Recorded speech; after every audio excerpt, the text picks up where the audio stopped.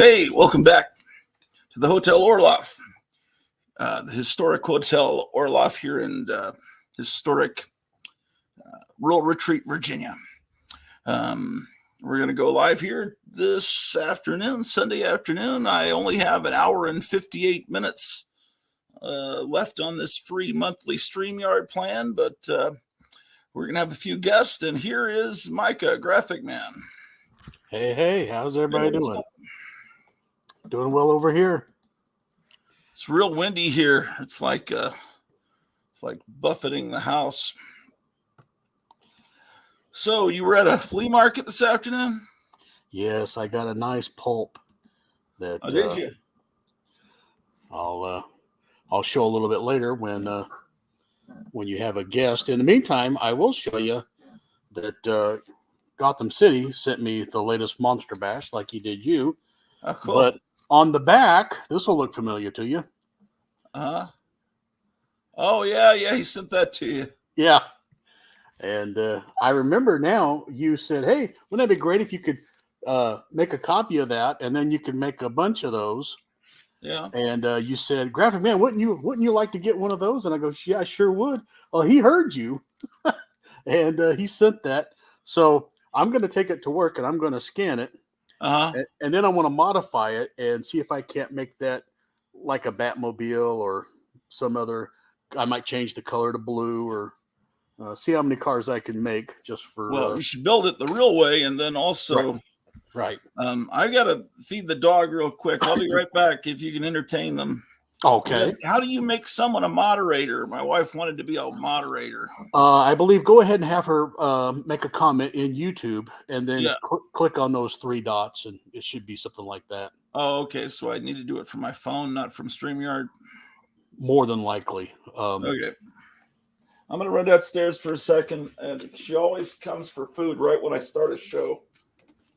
All right. I'll be right back. To all of Mr. Orloff's Panton public, here's some good art to look at. This particular artist,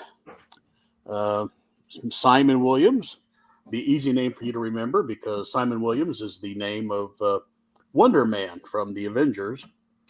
But this is his rendition of the splash page from Hulk book number 2 back in the 60s. So when he took on the Toadmen, a lot of people wanted a version of this. He made one that's just black and white. So you can get one that's colored or not colored. He made these available in pretty good size. So I just grabbed it off the internet and made my own poster of it. So I figure I can make it up to Mr. Williams by giving him a plug every now and then. So what else do I have around here? Yes, the old Roy Rogers and Trigger. And of course I made a mock-up of the Lois Lane. And now I can't see. And they've had a love child there with Little Dot. So haha, you say. So funny and whimsical. But yeah, I'll be showing a pulp later when a couple of people arrive. And I think Meyer Greenblatt is talking to me on the phone right now. Is he? Yes. I'm back, obviously. And Gotham City Comics, do you want to come on from your house? By the way, guys, I only have an hour and 58 minutes left on the StreamYard plan. And so if we want to go longer, someone else is going to have to. I don't know if they just cut you off in the middle of your show, or they won't cut you off, but once you're off, you're off until your next month. So does it start tomorrow? Because tomorrow's the 1st, or how does that work? It depends on when you started up. Like if you signed up on the 1st. When I signed up a couple of years ago. I mean, I don't know. This most recent time, I thought you went for a long period where you didn't, but. Oh yeah, I guess I have no clue. I don't remember yesterday, honestly. Yeah, I'm chatting. I'm chatting with Meyer Greenblatt in the background, but he'll be here Okay. shortly. All right, cool. So what did I miss? What did you show? I showed that Roy Rogers trigger, Okay. and here, let me see my screen again.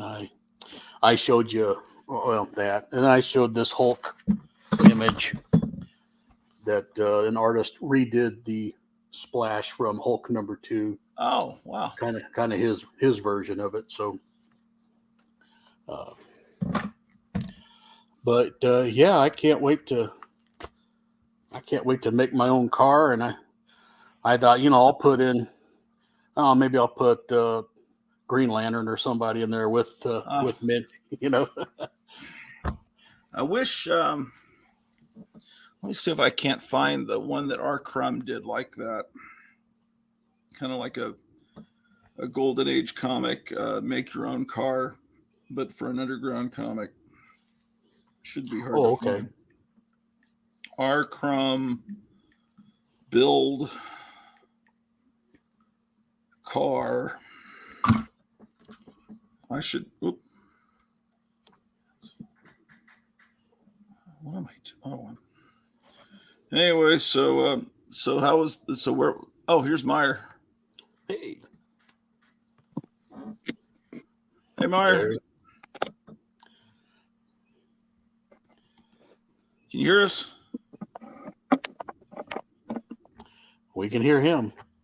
Yes. Can you guys hear me? Yes. Yep. Perfect. How is everyone?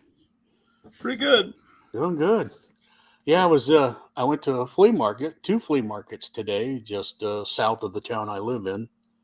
And they were playing a lot of Willie Nelson. I said, "Hey, I think that's Willie." I had songs I'd never heard before. And he goes, "Yeah, it's his 90th birthday." Oh, I didn't realize that. Wow. These were some pretty good tunes. Like on the B side of some of his probably less known hits. Sounded pretty good. That's kind of nice. So walking around old stuff and hearing Willie Nelson. Yeah, that's perfect. yeah. I would have been scared that he had passed away if I heard everyone playing it everywhere I went. So I guess I look at everything more bleakly. I'm not a big Willie fan. I couldn't tell you more than 4 songs he made, but it always amazed me that he wrote the song "Crazy." Yeah, he wrote some of the great songs in the 50s. Yeah, great song. And but to hear Patsy sing it, you'd never associate it with Willie. But yeah. He was very and so I bought this from Gotham City. It's the little Godzilla. Oh, did you? Oh, it's so cool. It's the miniature of the Shogun Warrior. That's Yes. that's I hate to say the word grail, but that's one of those figures, one of those toys that's a lot of guys, that's a grail. They want that really bad. I do, but I had the original. I had I don't know. I know there was 5 versions of it, but I had one of them.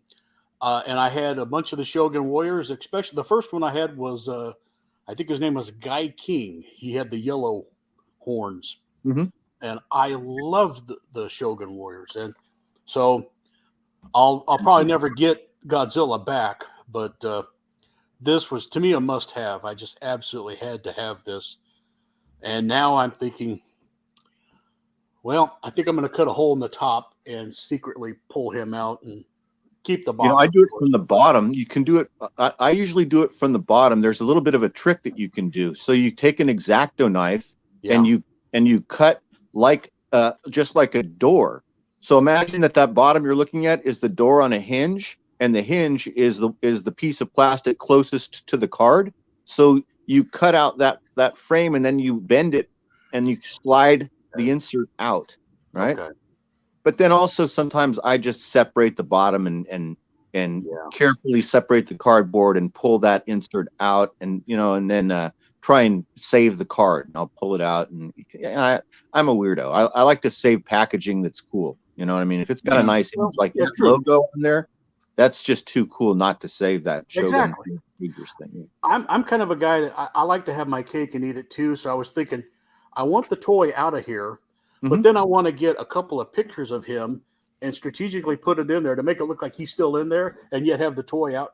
But I am crazy. So that sounds like a good waste of 3 hours. To do something like that. Should have all been surgeons.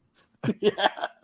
When Shogun Warriors came out, I was in high school, and I was like in 8th grade. But when I first saw the toys was when I was in high school, and I was working at a comic shop in this kind of small touristy mall. And in that small touristy mall, there was a high-end gift shop that had toys, but the toys that were in there were overpriced and were like set up for tourist kids.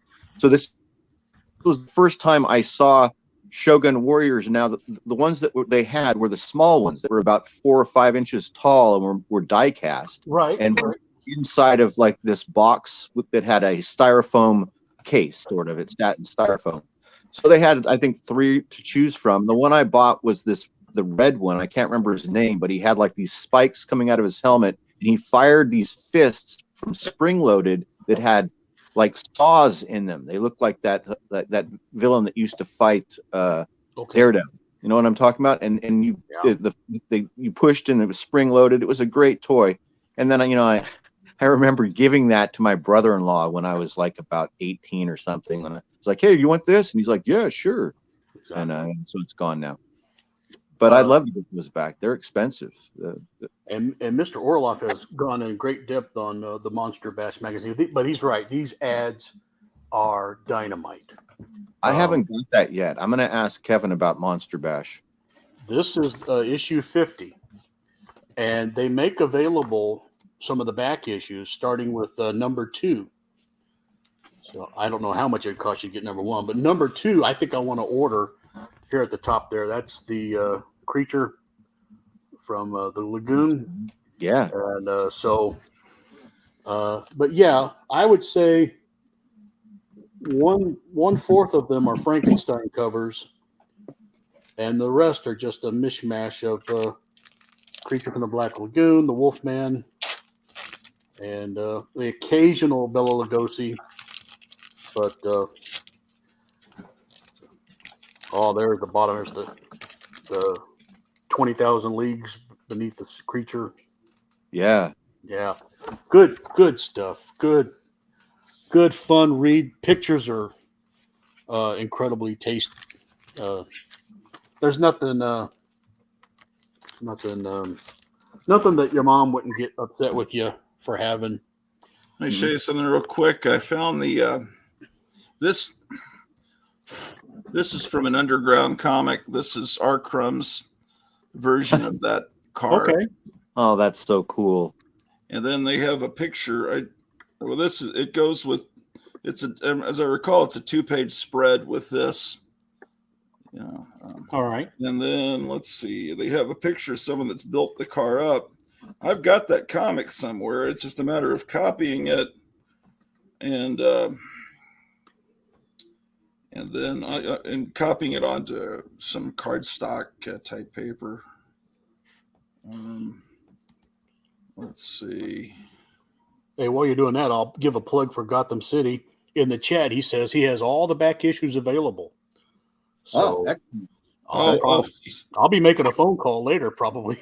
He's ordered all of them for his store. So I guess it looks something like that when it's built. No, nice. Really cool. And I think you guys will dig this. This was what I was after today. This great little pulp. It's Thrilling Wonder Stories, 1947, and full size. Her daggers, they've got blood on them. Oh. It's like she's already been in combat. And there are tornadoes in the background. Is that that's what I'm thinking? Yeah, twin tornadoes. Yeah, so they must be, like government manufactured. Putting them right next to each other. Yeah, this is what's happening in Antarctica right now. Yeah, apparently they don't want us to know, but. And look, it's cold. See, I told you it was Antarctica. Yeah, it's freezing up there. But anyway. That's an awesome cover, man. That's great. I love it. Yeah, here's your Here's Oh, your back ad. Huh. What year is that from? April 47. Okay. That is interesting, isn't it? Pretty good spine. The state of opulence or wealth is a Calvert whiskey and a Siamese cat and an armchair. Right. So you found that at a flea market, huh? Oh, yeah. Absolutely. Just had to have it. Did he have other pulps? Man, I don't blame you. He did, but, my wallet didn't appreciate it. He had some, one called Famous, something else. Speaking of Gotham City, he sent me a nice little freebie. He knows I'm an old wrestling fan. Here's beautiful Bobby Eaton. Yeah, he sent me a wrestler too. I can't remember the name, but I looked him up. Did you see when I showed the wrestler picture he sent? No. He sent you somebody like Harley Race. Did he send you King Harley Race? Oh, really? I think his name was Harley Race. Yeah.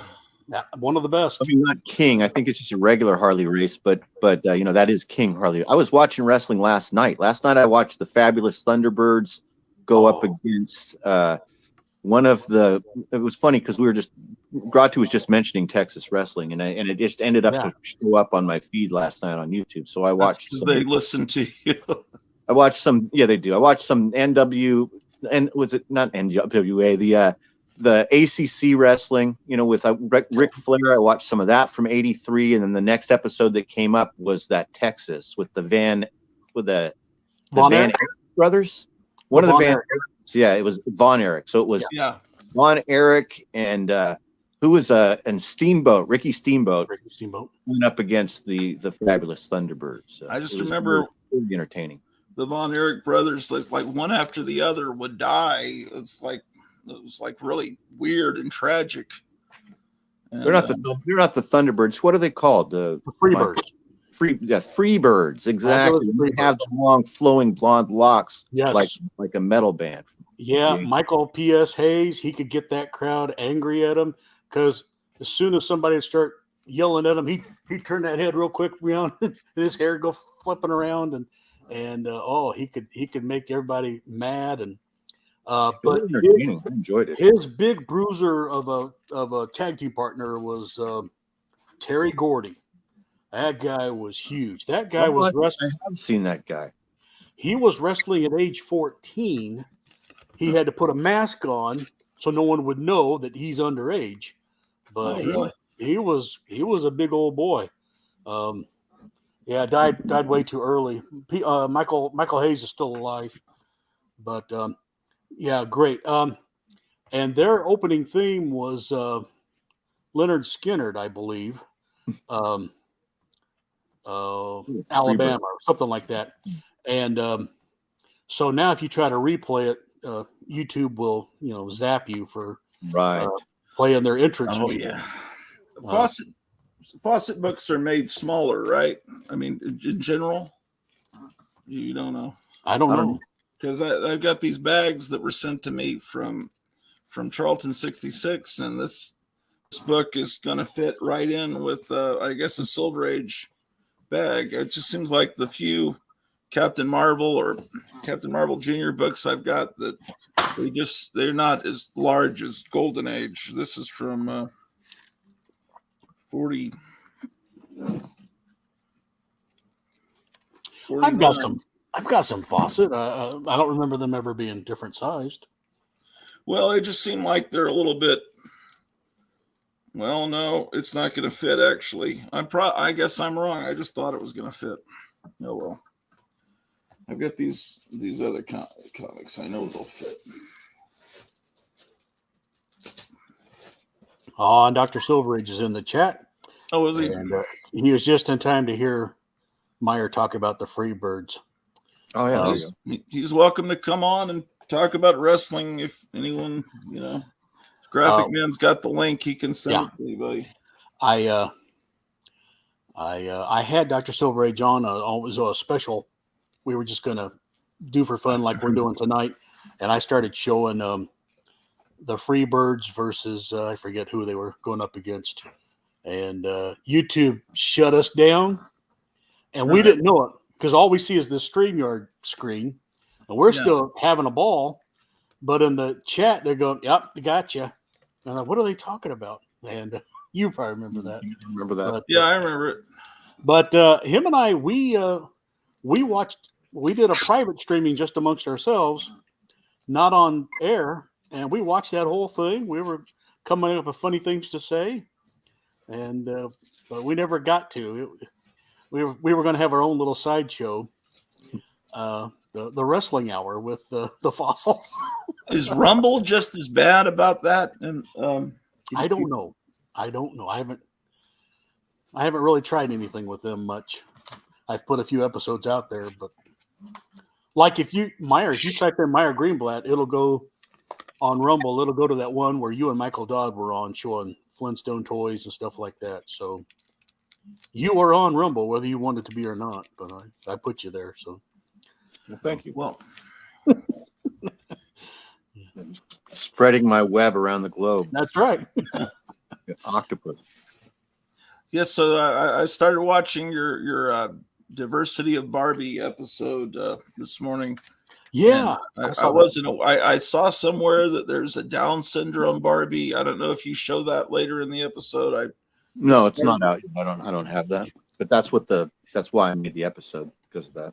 So do they have one with zits? That's what I like to see Barbie just covered in zits. I haven't seen that yet. They have one with braces that are obvious, big braces on her teeth. But I haven't showed seen one with, what is it called, Bar-a-Lago or whatever, with the white smudges. I haven't seen like acne vulgaris Barbie. But they're something, and it isn't new. So it's only they're pretending, and the media is acting like this is something new, like Barbie is suddenly woke or inclusive. But this has been going on for over a year, I guess. I've only been into Barbie for about 4 or 5 months, but it's been happening the whole time since I've been interested in Barbie. It was the reason why I bought a Barbie, was because I bought that Ken that had vitiligo, because I thought it was really interesting. I thought this is. Yeah. And so I liked the way that they approached it. And that's why I made the video. And I wanted to point out that, inclusiveness doesn't have to be bad. And in this case, I think inclusivity is good. There's really not that many kids playing with these toys to begin with, but it is nice that the option is there for if there's a kid who's in a wheelchair and maybe they want a Barbie in a wheelchair. It's now possible to get a Barbie or a Ken in a wheelchair, or to have a prosthetic limb, or to have these disorders. And it doesn't really matter, in my opinion, that the disorders align with a child that has disorders. It's just that they're making the Barbies with disorders and they're not addressing it. They're not saying this is the Down syndrome Barbie, or this is the hearing impaired Barbie, or this is the vitiligo Ken. It doesn't say that on the packaging. But if you search for that Barbie on Amazon, do those words work? I don't know. It's just one line. It's called the Barbie Fashionista line, and there's only a portion of the dolls in the line that have these characteristics. The standout thing about the line of Barbies that is new about this is that there's about 20 different Barbies, and they all look completely dissimilar. So remember how Barbie and Ken used to just be these same characters: the guy with the blonde hair with the short hair, or brown hair, and she's the chick with the blonde hair and really skinny and everything. So now every single Barbie is different, even though they're continuing to just on the box say Barbie. Inside, Barbies come in every shade of skin tone, every size and shape, short and curvy, or tall and skinny. Sometimes they look like they're teenagers. Sometimes they look like they're 30-year-old women. And then they've mixed into that. Some of them have disabilities or disorders. And that's the entire thing. That's all it is. One of them that they're coming out with happens to be Down syndrome Barbie. And so for some reason, they decided to use that to put out a media story, because they didn't put out a media story about the ones in the wheelchairs or the hearing aids or the skin disorders. I didn't see anything like that. That's the gist of the entire story. But thanks for watching the video. Oh, yeah. I think it's great. I'd rather see a diversity of Barbie than everything Barbie did, the little girls had to have the Texas Ranch Barbie, the minivan Barbie, the space shuttle Barbie. I mean, at some point it was like, oh my goodness, how much stuff does Barbie have? Right. Having your own space shuttle and rockets and but Did you guys watch the Glow wrestling? I remember it. And occasionally it pops up, and see, there you go, Greta. It occasionally Glow pops up, and I'll save it to my playlist for sports. Yeah, it's just Cleo was really into that when she was a little girl. Though. This is my newest Barbie that I just got maybe a week or two ago, and I got her because she looks like Meadow Soprano to me. I have a lot of gangster big figures. I have like a whole setup of like good gangsters and bad gangsters, but only a couple of them are women. So this particular figure to me looks just like Meadow. So, and that's what I do. I make like little scenes. I pair these figures up, and the hopes is that it's going to be something someday, or I'll make something of it. But until then, it's just kind of fun. But this is an example of, this is a Barbie now. She's just a nameless Barbie that is a part of that line that I was telling you about, where some of them have disabilities, but she's thick, right? She actually looks like Meadow to me, and she looks like an Italian princess, right? The daughter of the mobster.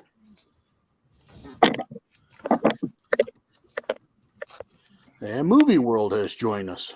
Oh, yeah. It's good to see Movie World.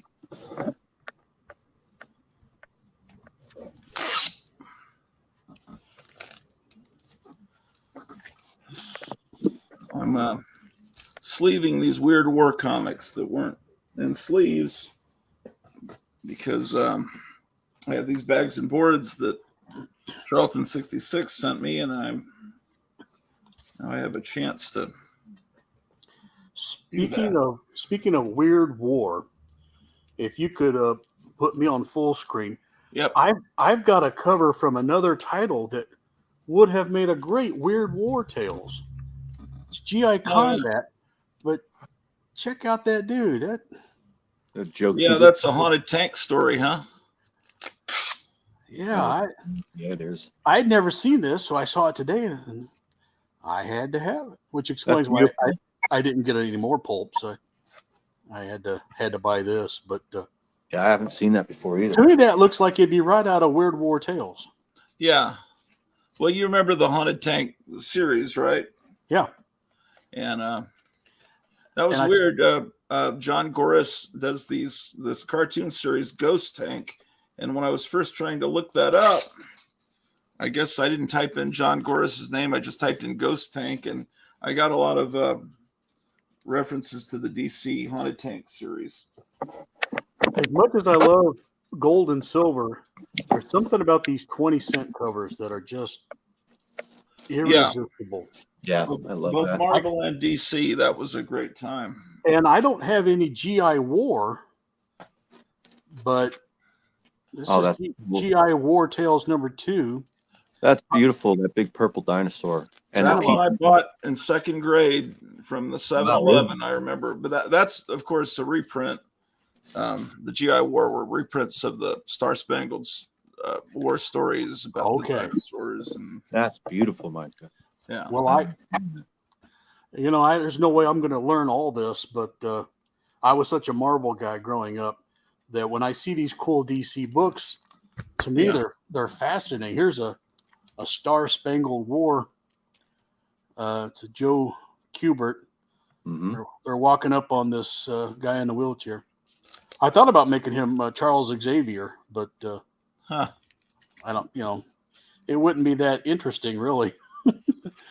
Yeah, but it's just something to do. But stuff like that's pretty cool. Saw these from Beyond the Unknown. Wouldn't you love to have a suit and a tie like this guy? Walking right outside. And this dragon looked very cool. Strange Adventures. I had to have it. Oh, shoot. That's crazy. Yeah, it is. It's great. It's like it's a movie set outside. They're filming a movie in outer space.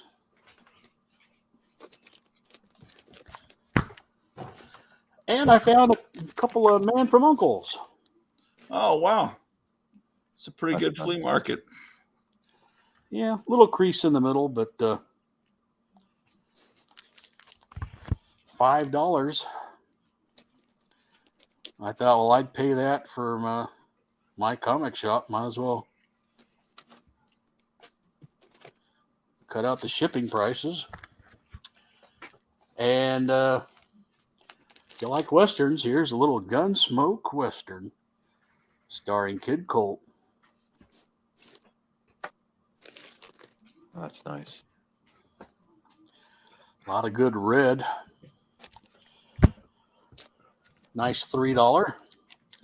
And a bunch of Ripley's.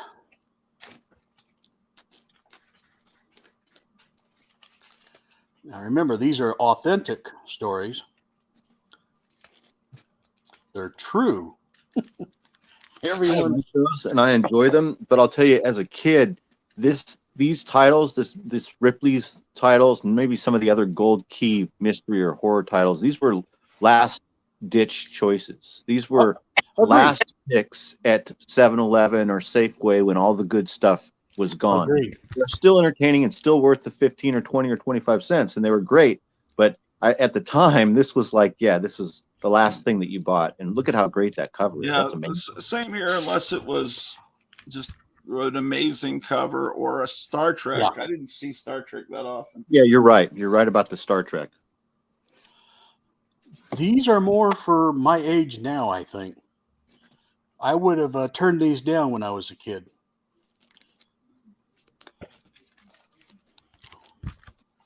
Our taste changed, and I think it was mainly, the covers were always great. It's just the interior art always just looked very lackluster, and The lettering as well was off-putting when you're like 8 years old and you go to Marvel and you're that reading was part Marvel. of it too. I got to feed this dog again, so I'm going to disappear for a second. okay. Because she's definitely communicating to me that she's hungry.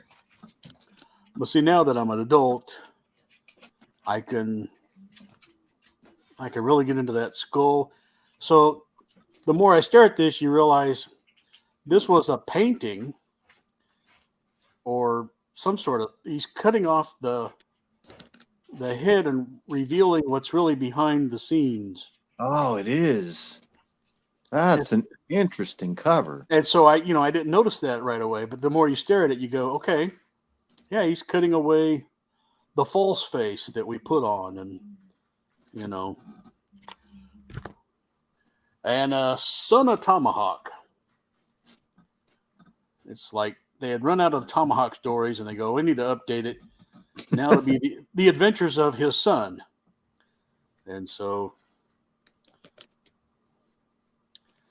pretty wild stuff. This old DC.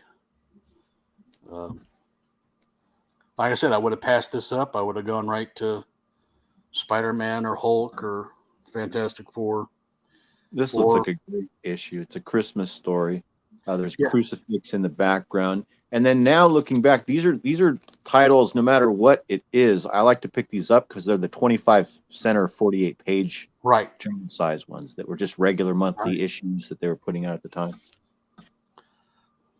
Well, that's great. But yeah, I would have passed this up too, unless it was the last thing on the rack or there was nothing but like Little Dot or something.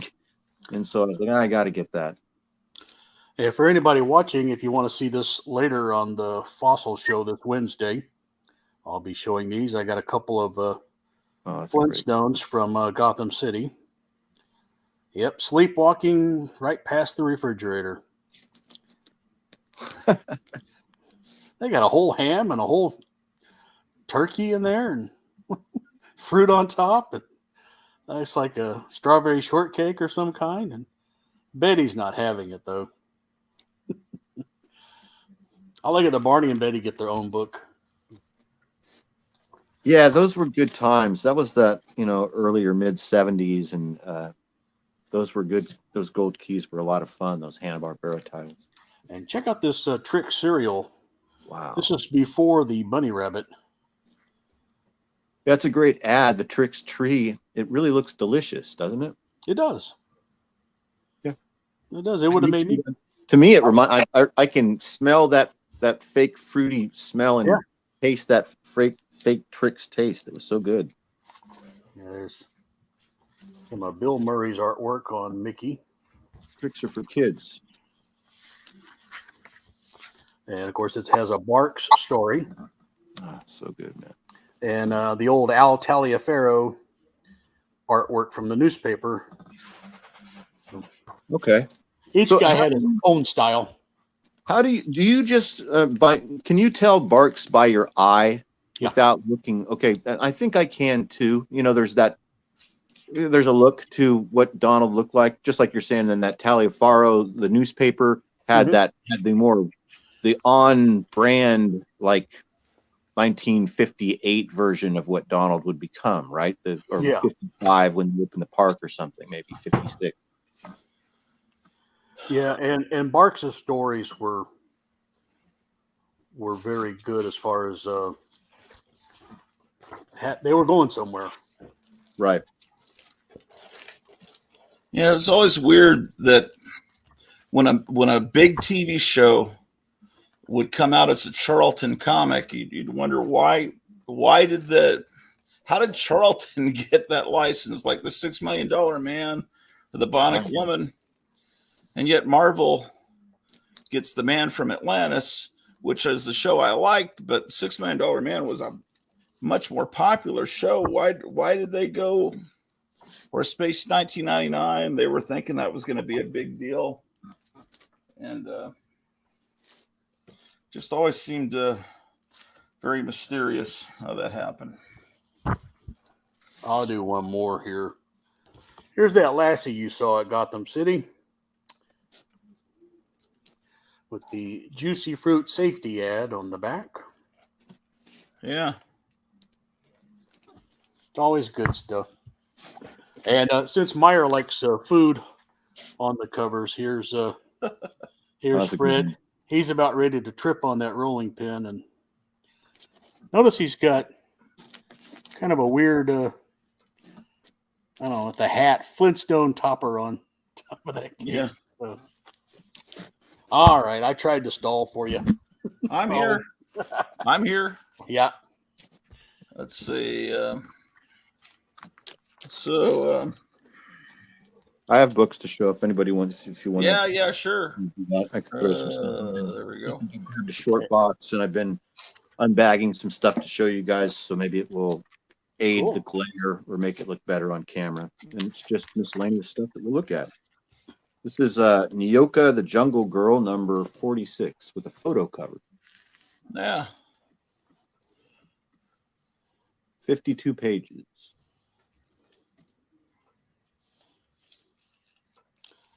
I have to wonder how bad the mosquitoes were back then. That's cool. Yeah.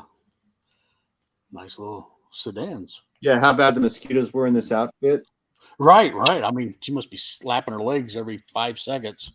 Yeah, I don't know if they had Avon Skin So Soft in 1956. That works really well with the bugs. There you go, the Oregon Trail. Classics Illustrated, the Oregon Trail. Painted cover.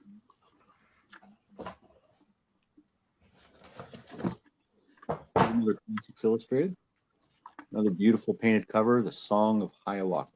Yeah, if anyone's ever read this story, Hiawatha, he's like their superhero. That guy can do anything. I haven't read this yet. I need to read that. That sounds great. Speaking of superheroes that can do anything. Yeah. Yeah. Don't you have? Did you individually bind a set of Classics Illustrated, Micah? No, I had the whole run, 169, 1 through 169. I showed them. Some of them had the duplicates of it. I had the line drawn cover, then I had the painted cover version that they'd put out years later. But you bound these, right?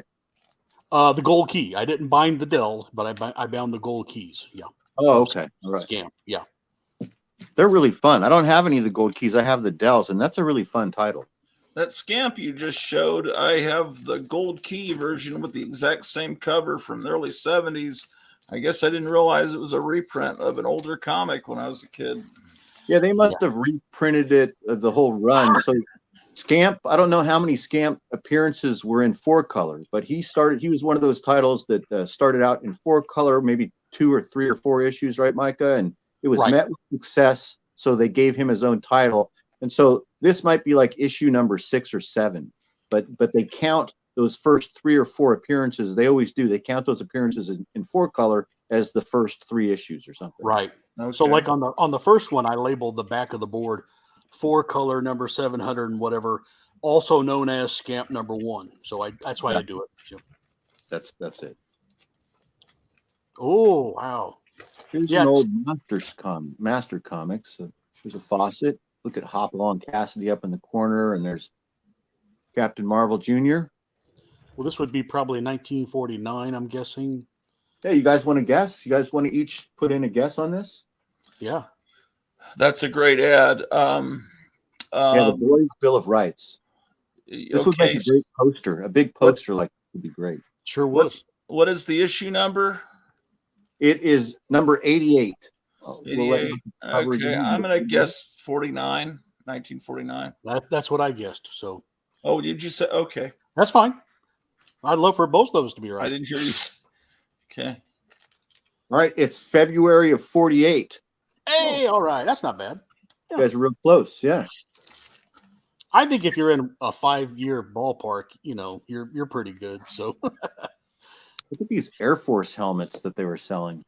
And that reminds me, I was invited to be on Night Tiger's show tonight. He's going to have some World War II superhero covers. Oh. And I wrote him back. I said, sorry, I only have a few. Most of my gold age is Funny Animal. But so he said, well, show up in the chat. But for those of you watching tonight, if you're bored, go see Night Tiger's channel. And your master comic there reminded me that, you'll probably see all kinds of stuff like that. Unfortunately, that wasn't in the World War II era, but that's close. What time does the show go on? I saw it yesterday in my listing. I'm not sure. Also, the Geeky Puppets want me to probably do something, but now Night Tiger has contests that are no joke. I mean, he gives away really nice stuff, and it's I've won a couple of times from his contest, and it's like a lottery where you really can win. Yeah, I've won a contest on his channel as well. I recommend everybody, if you're watching this, go to Night Tiger and check out his streams. Meyer, I've never had a Super Duck, a full-fledged Super Duck like that.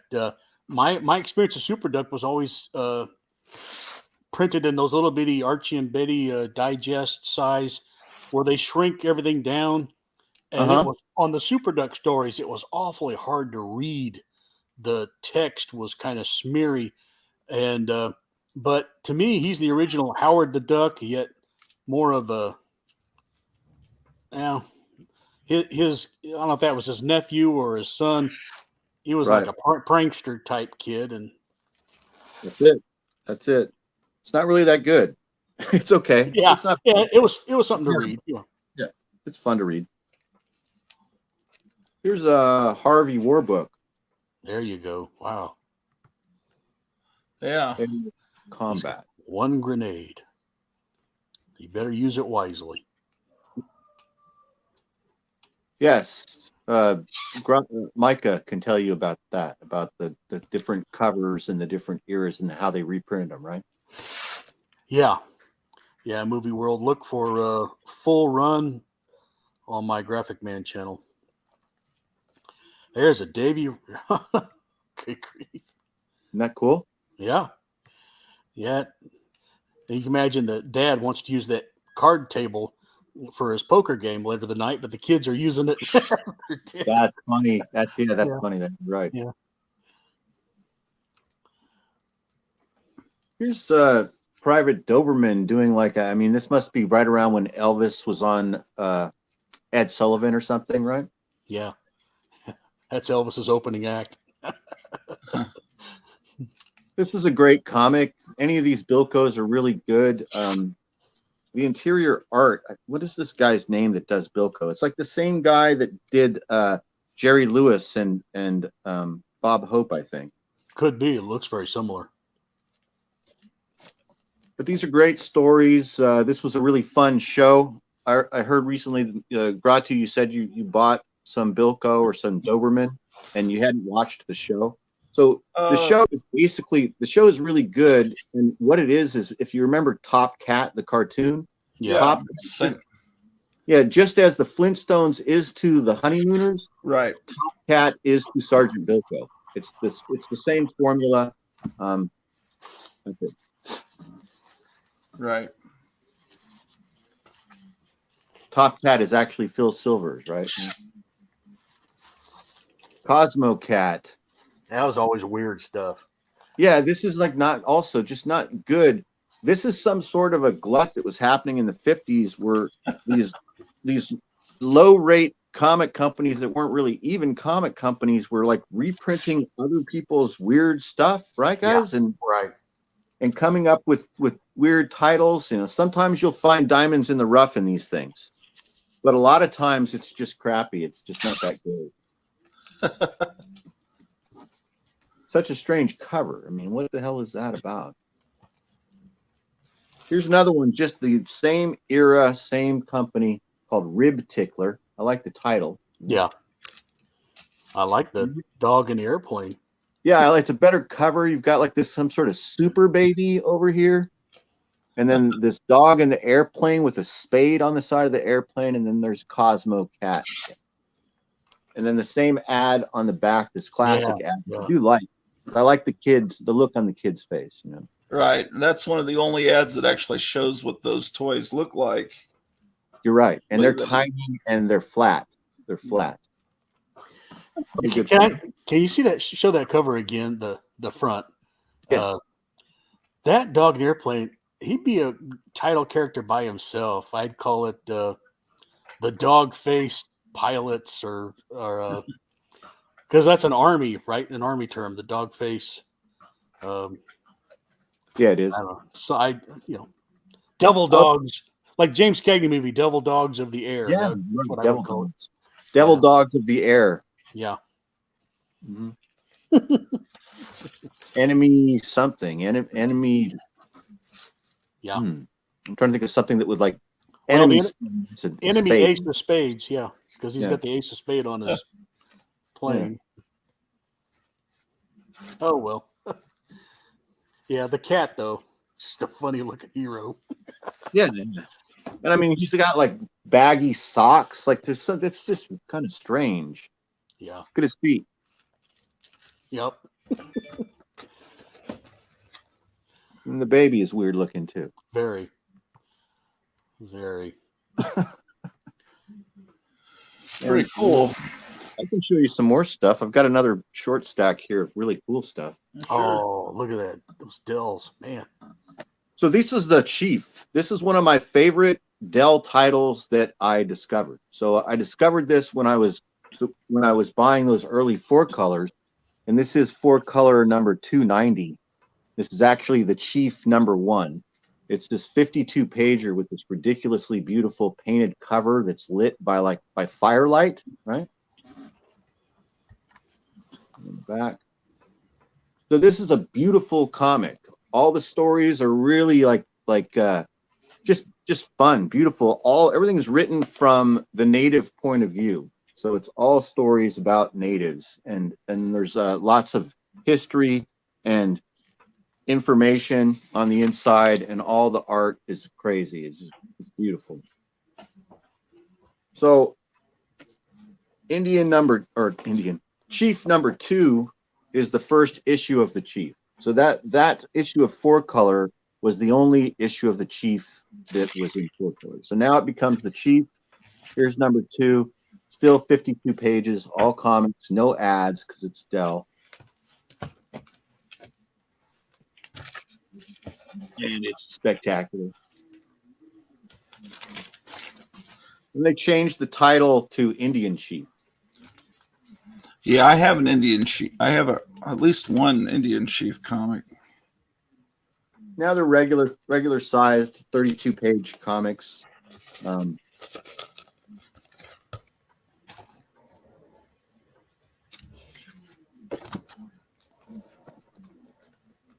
And Dell Comics, I mean, you can see the Dell Comics really are good comics. You know, what they were doing at this company in the 50s, it still holds up to this day, and it really is different than a lot of the other stuff. That's why it stands out to me. This cover in particular, look at this. How beautiful is that? I do miss ads. I know that sounds weird, but I like seeing the ads in old comics, but sometimes they'll have an ad on the inside front back cover. But yeah, Dell, well, in maybe about 1958, they started putting ads in here, at least on the back cover, and then sometimes on the inside cover. Another great one. And then here's a subscription ad to Indian Chief if you want to subscribe. And then here's this last one. So in the later issues of Indian Chief, there is a regular character, White Eagle. Yeah.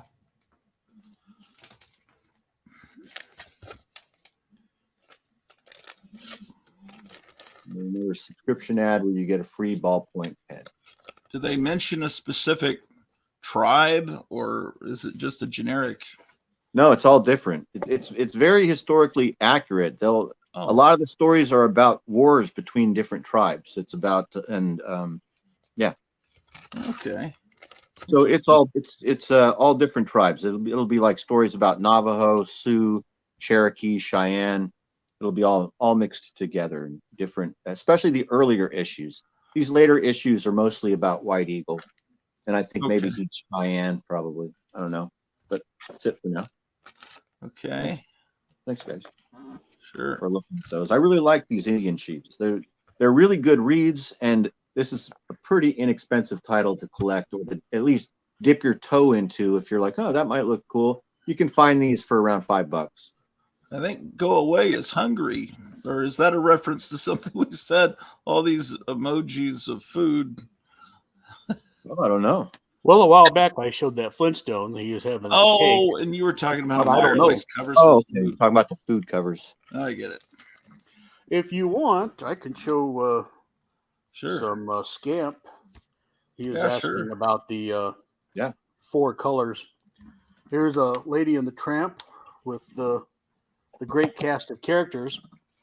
Scamp did well because he had this built-in cast of great characters to work with. This is 4 color 634. That looks great. I don't have that one. I didn't know that they made a Lady and the Tramp album. Here's Lady and the Tramp with Jock. Yeah, I have this one. This is a fun read. Jock gets a little billing there. 4 color 627, 629. Getting old, folks. Now, here is the 4 color, but it's also Scamp number 1. This is 4 color 703, 1956. Okay, so this was considered Scamp number 1. It's the first title with Scamp, and I have a few of. As you can tell, I just love Scamp. Oh man! So does that first issue like have an intro? Is it like a? Is there like an introduction story to Scamp? Because you know how the cover implies like Lady and the Tramp are introducing us to Scamp on the cover. Like we don't usually see Lady and the Tramp on the cover other than that first issue. I think usually it's just Scamp. As a kid, I didn't even know there was an association between Scamp and Lady and the Tramp. I didn't even. He's already established with his 3 sisters. Okay. So they kind of just start. This would be considered Scamp number 2, but it's 4 color 777. Scamp is getting in the shade. Yeah, I haven't seen either one of these before. So that's number 2. And here is considered number 3, but this is Scamp 807. 806, I believe, 806. He has stolen his dad's bone. And there's a little pattern here of me loving Scamp too much. Another 4-color, this would be considered number 4. And starting next issue, they just let Scamp have, there's a secondary one. They let Scamp have the title, and this is officially Scamp number 5. He has broken out of the 4-color series. So, and here's number 6. Once again, beating the heat. Now, a lot of time there's backup stories in here that are really good as well. Like there'll be, what's the Bongo and Lumpjaw or right. That bully of a bear, Lumpjaw or whatever his name is. That's a great one, right? And the great Al Hubbard is drawing this. Yes. So I'm glad you brought that up. That's what part of the joy of these comics is Al Hubbard, in my opinion. You're reading at dog level is how I would say. You feel like you're 12 inches off the ground when you're reading these comics. Now, if you watched me going through a house of a guy that collects monster paraphernalia named Joe Morton. Yes, I saw that video. It was great. I really enjoyed it. Before I met him, I found out we both went to the same comic store when we were younger. It was called The Book Rack. And this stamp on the book, if you got a stamped cover, that meant that was 10 cents. So probably in 1982, I'm walking up to the counter with this and handing them a dime and getting that. So if he stamped it, it was 10 cents. That's all I got. I wanted to show Meyer those scamps. I love that. Thank you. Basically, your first 4 issues are in the 4-color series, but starting with number 5, it breaks out. Donald Duck was similar, I think, number 25. So the first 24 issues are in the 4-color series, and then starting with somewhere around like 25, he gets to count his own. So when you if I wanted to get 300 issues of Donald Duck in a row, and I'm going back, you get to a point where there is no Donald Duck number 24. You gotta go look for 4-color number whatever. So, and those issues are very, very pricey. I'm doing a Dell Tarzan video coming up pretty soon with because I've got probably about 50 issues of Dell Tarzan. Oh, great.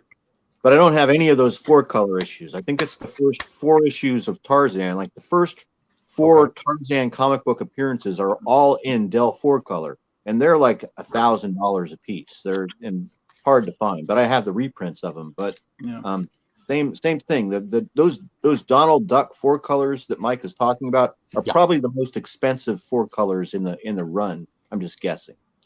I've got a handful of them, and but I'll never get the first one. That was 4-color number 9, the very first Carl Barks in a book. It's Donald Duck finds pirate gold. Picture of him and a parrot, and they've opened up this treasure chest of jewelry on the beach. That thing is thousands of dollars. I've got the reprints, but that thing is worth thousands. Is that the one hanging on the wall in that guy's comic room? Forget his name. No, he's got that big oversized Whitman Donald Duck where he's smoking a bubblegum pipe. Oh yeah. And that's like a cardboard cover. That's like, I don't know, 1937. I don't even remember the year. Oh, that early? Really? Yeah. What does that thing sell for? Thousands, if that's real. I kept asking him in the chat, but other people were asking about other slabbed books, and I guess he kept missing I want to talk about the Donald Duck, but, Yeah. Some of the first Donald Duck comics I actually read, I didn't really read Donald Duck when I was a kid. But in the 90s, I picked up that Don Rosa Donald Duck or Uncle Scrooge stuff that was coming out. Do you remember that? Yeah, That was really good. Yeah. That was like the first stuff I read. And in some of those issues, they would reprint Carl Barks stories. And I think I read what is it called? Christmas on Bear Mountain? Yep, that's the first appearance of Uncle Scrooge. Okay, there you go. So that was the one I read, and I was like, "Wow, this is amazing!" And that's like a $5,000 comic book or something. Yeah, yeah. They reprinted that bunch of times, so you don't ever need the original. And I've got the reprints. yeah. I have a reprint now. I was telling Mr. Orloff there a few weeks ago, I'm more of a Donald fan. I mean, I got a couple of boxes of Scrooge, but I bought Scrooge because Donald was in there. I want Donald. So, and the great thing about Rosa, he fell in love with Scrooge, so he took over for Carl Barks, and he was fascinated by all the Uncle Scrooge stories because that guy is a greedy son of a gun and gets into all this trouble. But me, I want Donald before Scrooge because he was funny. I enjoyed him. I sound like the guy that there are some guys that are pre-Robin Batman. Mm-hmm. They want Batman before Robin. There was a 1-year window, 1939, when you had him, and Batman was going around shooting people in their in their beds and Right. shooting vampires, and they want that Batman. So they were thrilled when Frank Miller came out in 1988 or whatever with the Dark Knight, because it kind of brought you back to a before Robin. Which is it's fine every now and then, but Robin's cool too. But and I like Scrooge. I'm a Donald guy, and I felt like when Scrooge showed up, Donald got pushed aside, and in the cartoon world, he's relegated to throwing walnuts at Chip and Dale. That's all they have Donald for, and it's like Donald had some of the best stories before Scrooge. Right. But anyway. Yeah, I agree with you. I enjoy Uncle Scrooge. I have a good, little stack of Uncle Scrooge, but more than anything with Donald Duck, I have a collection of Walt Disney's comics and stories. So that's like other than 4-color, I really love collecting Walt Disney comics and stories and the early Donald stuff with Carl Barks that's in there, the 50s Dell stuff, the 52 pagers. Those are my favorites. The Donald books, he had longer stories, but in the Walt Disney comics, like these, the ones you're talking about, the Donald was the first 10 pages. And so years later, people would refer to those as Barks 10 pagers. Those 10 pagers were good plotting because here's the situation. He gets in trouble. And for like 8 pages, he's having to solve it. And then there's a big surprise ending at the last, it was good pacing to go along with probably the best artist that Western Dell had for that. His wife is doing the lettering in the word balloons. Just I didn't know that. All around good stuff. Yeah. Saved him a lot of time. I want to show you a couple of my favorite Walt Disney comics and stories covers. This is my favorite one. I love this cover so much. Oh yeah. This is Carl Barks, right? And you can really see the difference, identify. Actually, that was Walt Kelly. Oh, that's Walt Kelly. That's Pogo's Walt Kelly. Yeah. I didn't know that. Thank you, Micah. But it's in the same time period. Yeah. These are great, you guys. These are 52 pages, all comics, and it's really good.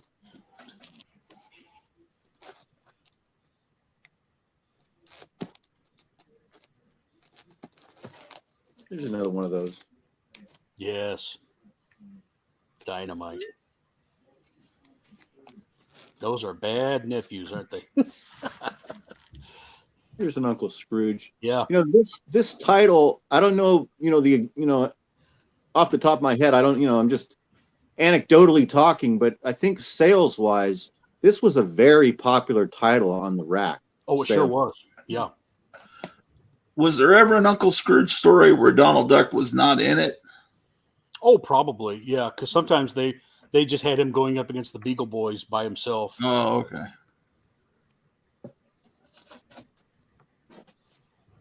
Little Angel. Oh, yeah. I've got that one. Yeah.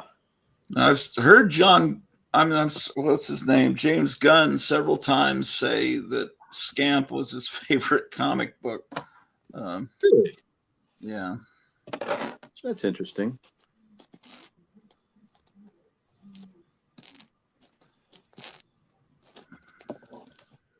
Here's something random that was just right in there. It's There you go. the courtship of Eddie's father, #1, you guys, huh? I used to have that, and I no longer do. But I never knew the TV show, but as a little kid, I had that, and it didn't mean much to me. But I said, "That's the guy on the Hulk." So Yeah. Oh, Bixby and her name was Mrs. Livingston. She was their maid, and she was like a housekeeper and a maid, and a housekeeper and a babysitter, and almost like a surrogate mother to Eddie here. And I think that his father was widowed, if I remember right. And I really identified with this show when I was a kid, because when the show came on television, my dad had just died. So I honestly I was wishing the opposite had happened. So I fantasized, I wanted to be Eddie with just me and my dad and Mrs. Livingston, instead of living with my widowed mother and my siblings. So this show was like an escape for me. I wished that it was me on the beach with Bill Bixby. it's not a show I ever really watched, but I was aware of it. Had an incredible opening theme song by that guy from the Lovin' Spoonful. What was his name? John Sebastian. Yeah, John Sebastian. I remember the opening credits, but I never really watched the show. Yeah, and that song was part of my part of my fascination with the show, because the song is about what I told you the show is about. Yeah, Magica De Spell. I have a couple issues here with her coming up, probably. And I'm really fascinated with that character. oh, that's a great one, Meyer. Yeah. I went back to I researched when Magica De Spell first appeared, and it was after Vampira had been popular in Los Angeles as a horror host in the early 50s. So I just assumed that she was the model for that character. That's a maybe a good assumption. This one cracks me up because electric blankets were a thing. Did any of your parents have electric blankets? Yeah. We live in California, and my mother had an electric blanket. How ridiculous is that?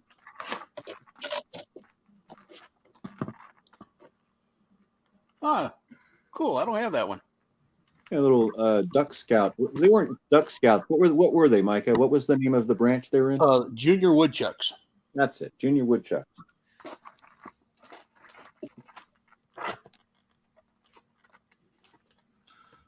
Well, Gotham City, Kevin, if you finish your yard work and want to show us stuff, you're welcome to, or give us a tour of your house or something, or anything you want. If you want to pop on.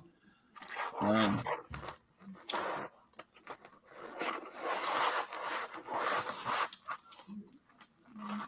keep off the grass.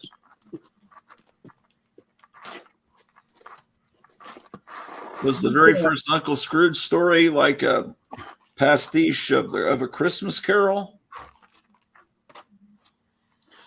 Well, he wants to give his inheritance, his all his money, to a brave relative, and so he wants to test Donald to see if he's brave. So he says, "You can spend the night at my cabin out in the woods," and then Scrooge shows up in a bear costume, but unknown to him, Donald has already had to tackle a bear, has passed out and fainted, and the bear has fainted. Scrooge walks in, and they're both, Donald and the bear, just laying in the floor, and he thinks, wow, my nephew is so brave, he just sleeps with bears.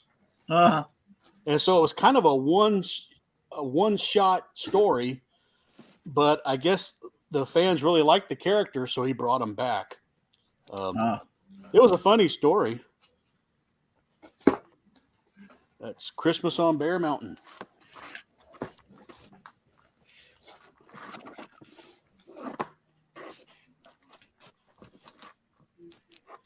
Oh, yeah. You're getting into the Dell Trading Post issues. Is the first appearance of Magica De Spell like super sought after by these slabbing people? I don't know about that. These are all mixed together, but this is another one of those really early issues with a really great cover. Slabbing people really don't chase after Disney Dell too much. Oh, okay. Well, that's something I'd like to have. Do you have the first appearance of her, Micah? If I do, I don't recall it. To me, that wasn't something I noted or anything that I remember. Yeah. Another old one. Yeah. And that's where they were like, oh, we got to give him another hat because we have the blue hat in the blue sky. And so every now and then they try a kooky hat on him.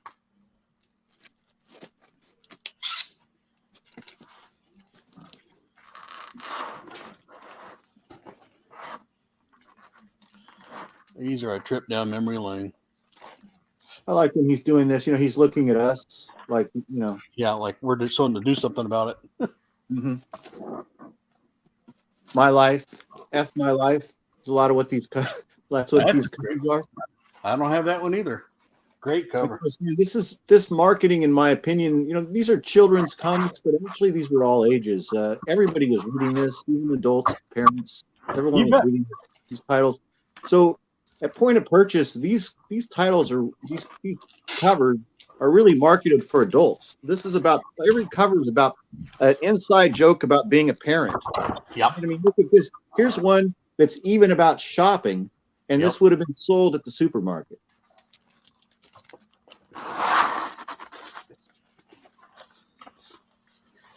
That's part of my theory about Dell and their advertising. Even when they did open up these comics to advertising, all the ads are for major supermarket brands for the most part, right? Yeah. Kraft or top brand candy bars. Everything is top brand. I like this one a lot. That they're arguing over who can beat him and easiest or what movie you should make, and Donald doesn't really care anymore whether he wins or loses at this point. This is again, it's parenting. That's what that's about. Yeah. Being a dad. Mikey, could you get the address on how to get in here to Kevin? I sure can. Yeah, I was just going to say, for those people that want to look up totals, I don't know how they do that, but if they want to look up publishing totals, if they ever saw the numbers that Walt Disney Comics or Stories had compared to what they're selling now for like Marvel, the numbers are unheard of. Back in the 40s and 50s, that Walt Disney Comic Story and Captain Marvel Shazam, those were huge. So there's the vice president of Dell Comics during the Wortham trials, right? So during the Wortham trials, her name is Helen Meyer, and she was VP. Her name is in the indicia in all of these books, and she spoke at the trials, and she put forth in writing information about Dell's sales, about her stance with the idea of the code, and the numbers are ridiculous. So that's stuff that you can look up on the internet and you can see, and just what Micah is saying, it's in the millions of copies every month for about 5 or 6 or 8 Dell titles, right? Like Donald Duck is like 5 million copies a month or something, if I remember right. Does that sound about right, Micah? Yeah, I don't really know, but wouldn't surprise me. Wouldn't surprise me at all. And Captain Marvel was the other gigantic seller that was really destroying Superman really in sales, right? Yeah, it was before my time, but my dad said that Captain Marvel went up against this talking tiger. Yeah, Mr. Tawny. And that guy, he said that guy sold more books for them, and it really embarrassed DC. So DC sued him. And now the big claim is, on the first issue of Captain Marvel, he's throwing a car, and Superman threw a car. Well, that's true, but is he the only guy that can throw a car? I mean, right. Later, the She-Hulk threw a car, Spider-Man threw a car. Hey, Kevin. Yeah, it's ridiculous. Let me show you a little Uncle Scrooge collectible that I got, I think in high school, every day of my life. Yeah. He's That's smoking awesome. a joint. And he's smoking a joint. Yeah, I don't think this is authorized by Disney, but maybe the Disney of today would have authorized that. Yeah, his bill is a little short, but who was the artist there? This is something that you would buy at like there was a place right next to my high school called Pipe Dream Head Shop, and they would sell things like this. That's where I went to get underground comics, and then they opened a record store attached to it. It was a very unsavory institution. Yes. And this is the drawing that I proposed to Kevin that we use as an ad for his store for Monster Bash. And then he has a logo that I'm sure he could show you. He might have at his house, which is the Gotham City logo, but as a sort of a 1966 Batman logo. And that could go up here, and then all the information down here. And yeah, please do that. That's one of the coolest images I've ever seen. That's really cool. In fact, I took this. This was on the back of one of those Rat Fink and the Weirdos record albums. It was a tiny spot illustration. I blew it up, and then this band, a friend of mine's band back in the 90s, I blew it up, and they used it as a T-shirt logo. Anyway, let's see what Kevin's got here in his house. Oh my gosh, look at this layout. All these aquarium ornaments. Yeah, are you there, Kevin? Are you ready yet? Not, I can show some books for a little bit. He's barking at us. Let's see. I've been preoccupied this whole show bagging, boarding some of these DC war books. Show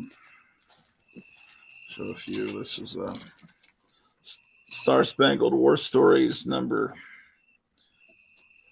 Dang it, 124.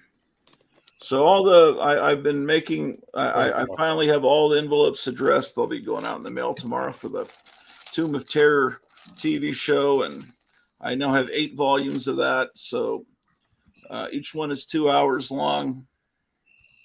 So that means there's 16 hours of entertainment. Each volume is $20, but I know that seems high, but it cost me $1.88 just to buy an envelope in Joe Biden's world, and I don't know what it's going to cost to mail it at $3. I don't know. And then I don't know. Then the cost of the DVD, and then it takes me 2 hours to make each one. So I'm trying to justify why I'm charging so much, but I guess. Man, those are awesome. They should be posters.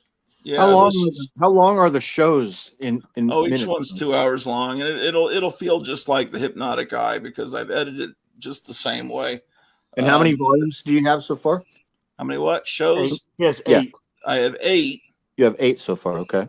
So 2 times 8 is 16, according to my 3rd grade math skills. Someone kept this in nice shape. Looks like they sold it for 5 cents at a garage sale once there.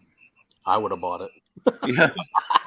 I've got 2 copies of this one. This one's got a tape pull. On his forehead. That's still not bad, but that's unfortunate. This is just me accidentally buying the same thing twice. I was wondering, Micah, when you had those 3 scamps, was that an accident, or was that just you couldn't resist it 3 times? I couldn't resist it. I couldn't resist it. Right.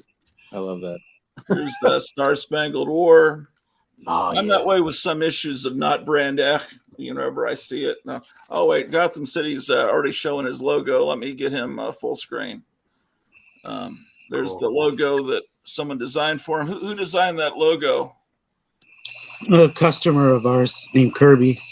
Now, the ad is I assumed it's going to be a black and white ad, and like a color ad would be. Do they even have color ads available in that magazine?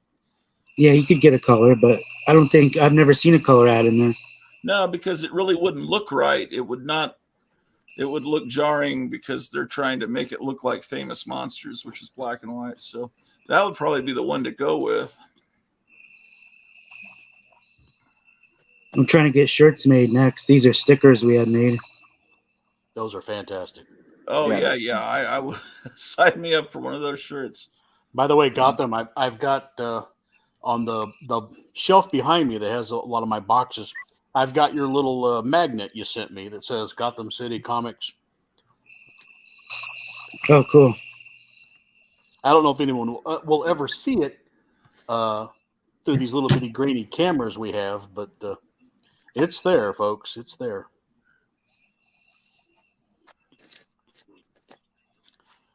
Yeah, those Pinplex aerating aquarium ornaments really do look good in the boxes. That I don't normally like to keep toys in boxes, but those things especially. Man, that was cool. Yeah. Yeah. That would be great inside an aquarium. Oh, wow.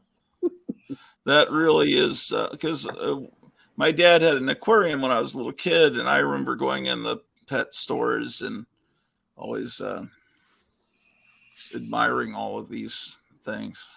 Yeah, I do too. So are these vintage, Kevin? Yeah, these are That one. vintage. Yeah, that one clearly is. Yeah. That's beautiful. Made in Hong Kong. Now that I realize it, I can look at that art and I see that it's painted in the style of an Asian artist. But as a kid, I wouldn't have realized that. But I can instantly see because I've got pictures of Ultraman painted or that way in that same style. So yeah, man. So you have a box of coverless books that he's got. Is that what you're saying? Yeah, I found a bunch of older books. One of them happened to be annual #1 Batman. Whoa. I'm guessing that Popeye is, 1982? Because all that stuff at the tabletop Pac-Man, that was big. Yeah. This wind is really strong. Let me see how strong these wind gusts are outside. It says there's a wind advisory. Wow. Northwest winds 25 to 30 miles per hour with gusts up to around 45 miles per hour expected. Wow, that's windy. Yeah. Yeah.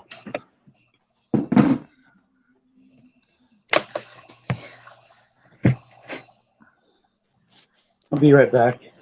Sure. You don't have any big trees though around your place, around the hotel. There's not a lot of big giant trees around the hotel, are there?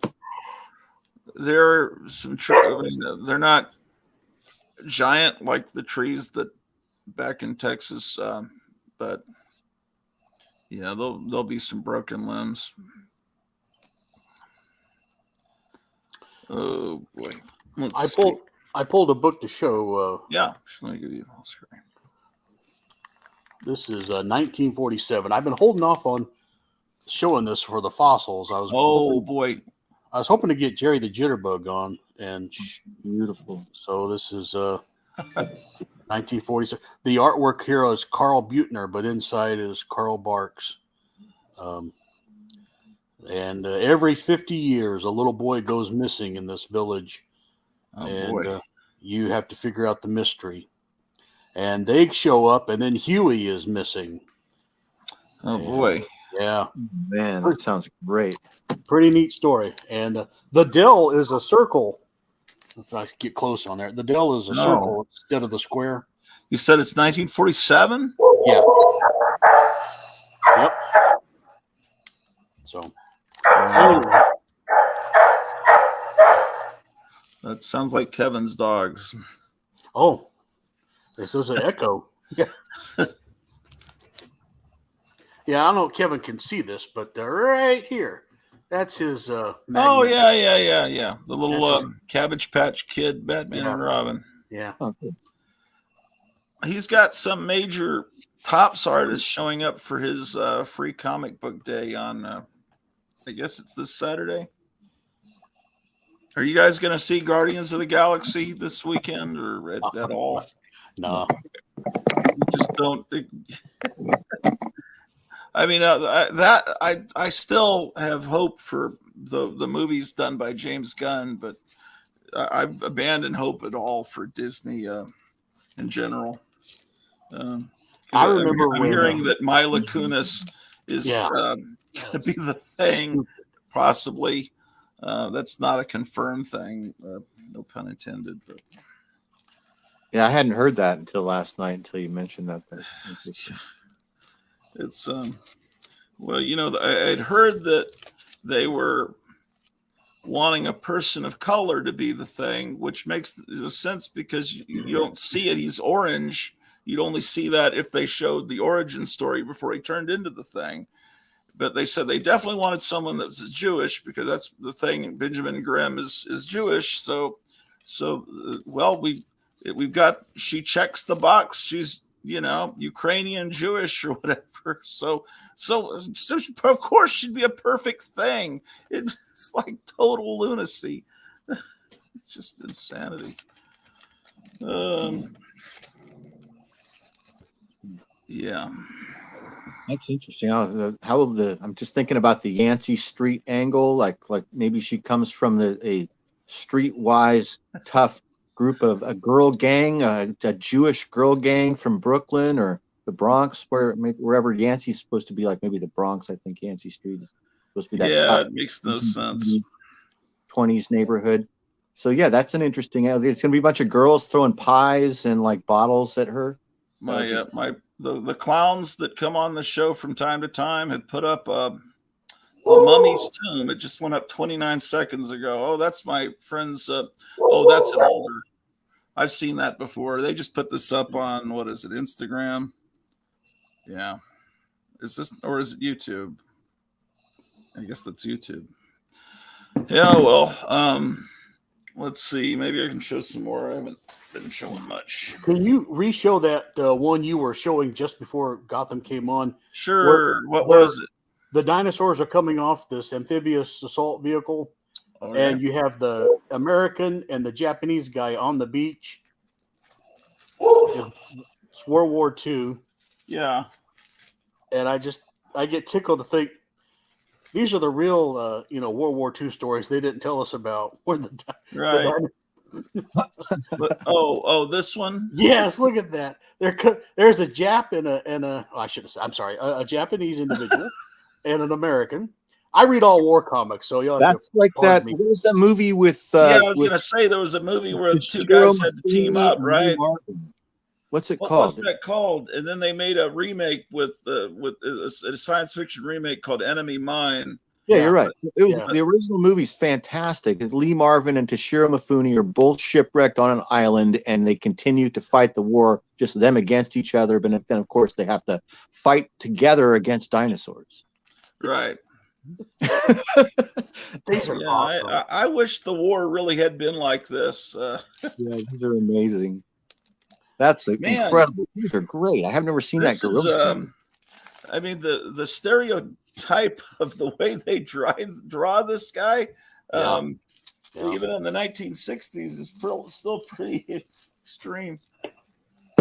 This one I've seen reprinted several times. It's awesome. That one almost looked like John Severin when I first saw it. It reminded me of John Severin, the way that the body is shaped. I just figured that these were the comics my older brothers had in the 60s, because they bought war comics, and that this should be my rightful, they should have been passed down to me like everything else. Somehow these were not. Oh, this is what you showed, Micah. This is the original version of that. You had GI War, right, with the same cover? Yeah, number 2. Yeah. Yeah, it's originally 130 issue 134 of Star Spangled War. Yeah, they made the dinosaur pinkish purple or something on my copy. I like how the logo is just gigantic war.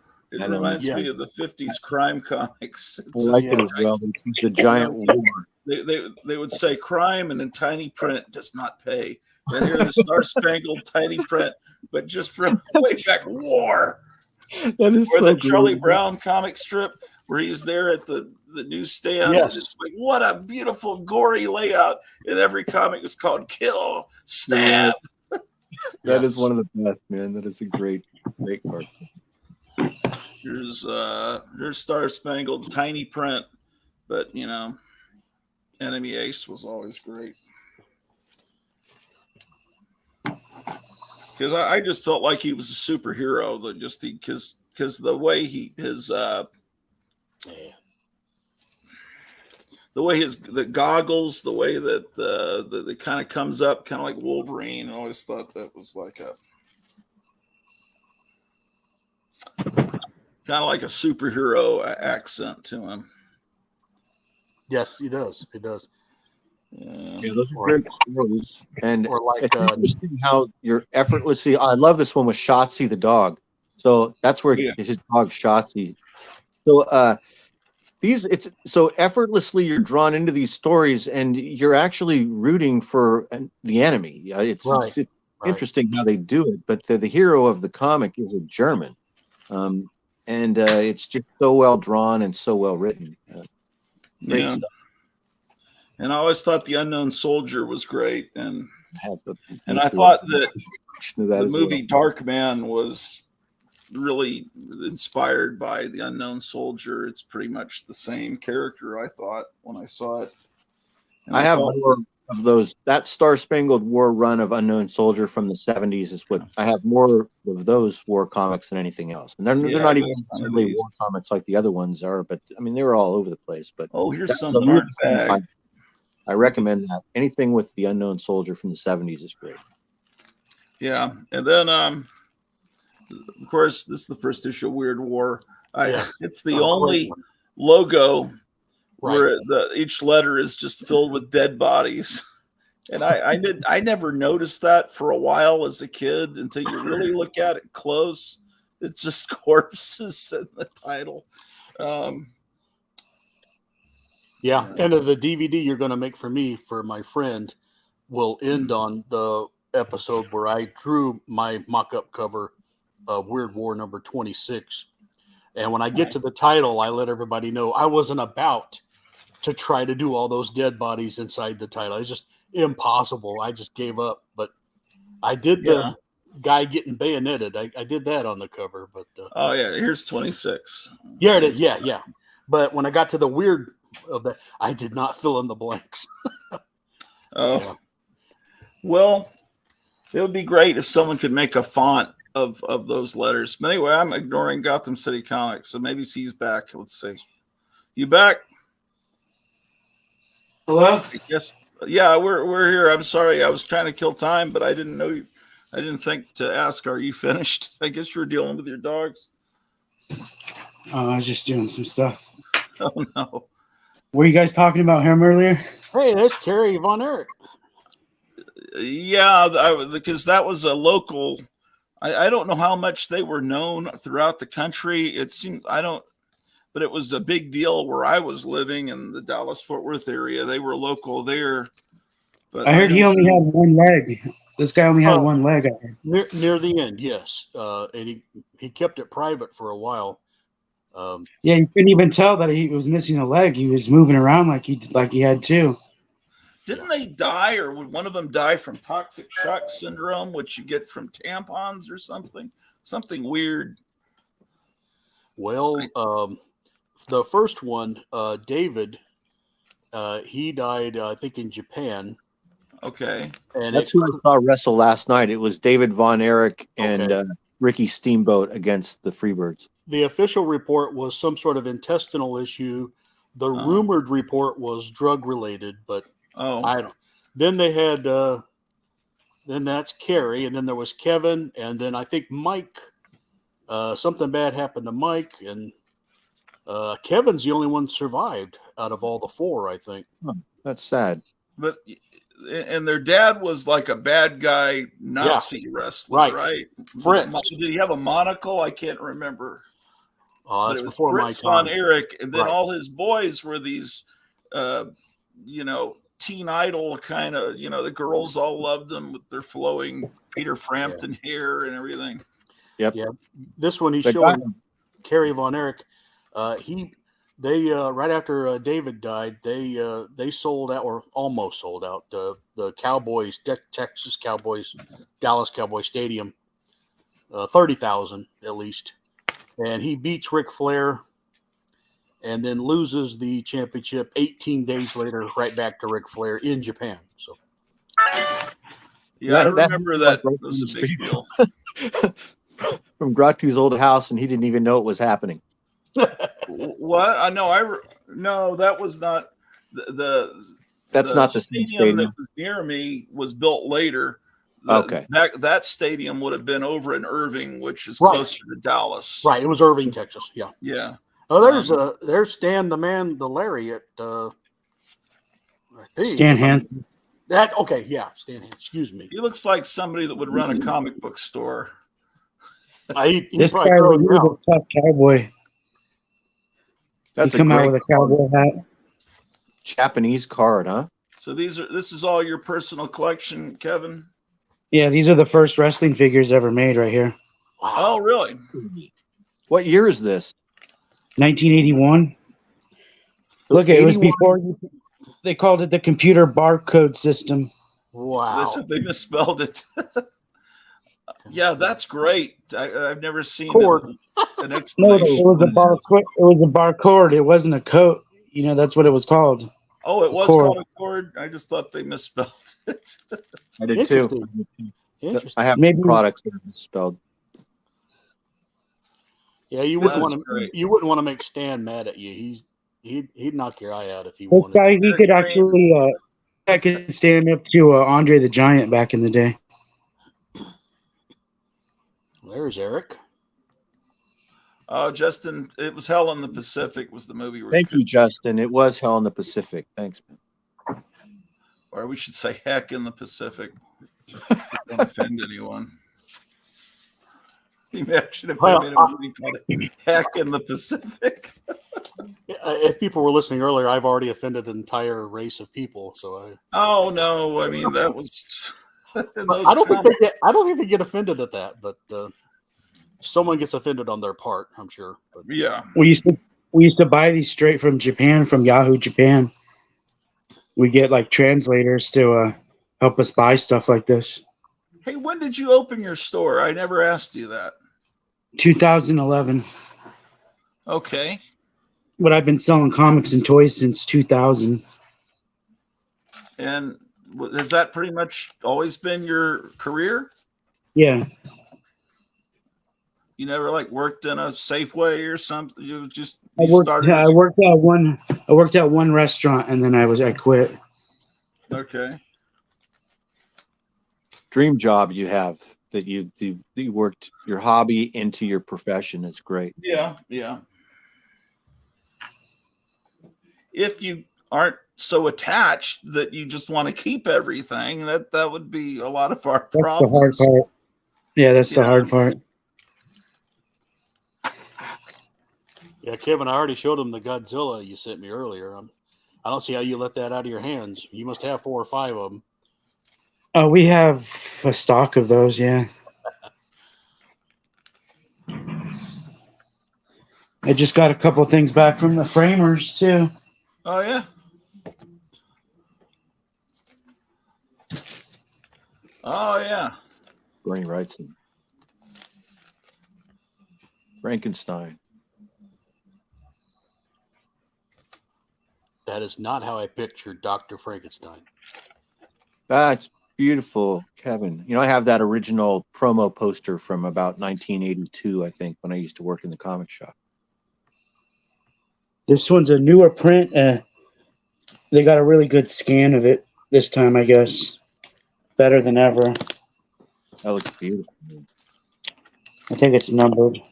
So, Mikey, you don't think they'll end my stream when I get to 1 hour and 58 minutes? They'll let me keep going for how long, you think? Probably another 3 or 4 hours, but they will stop you after tonight if you're at your limit. So, yeah, okay. Has that ever happened to you? Is that how you know? Or No, I remember reading that a few years ago when okay. But now I don't worry about it. Oh, you paid for the Right. yeah. I used to do that, but it became just another addiction. And Yeah. One day I may have to stop, but oh, look at all the detail on that. Good night.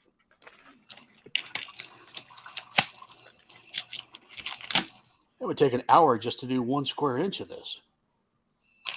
Yeah, look at the bottles blow my mind. The beakers, all the chemistry stuff. I'd like to know when he drew this, is he bouncing around and going back and filling in later and setting the whole layout and then taking his time with one section? Oh man.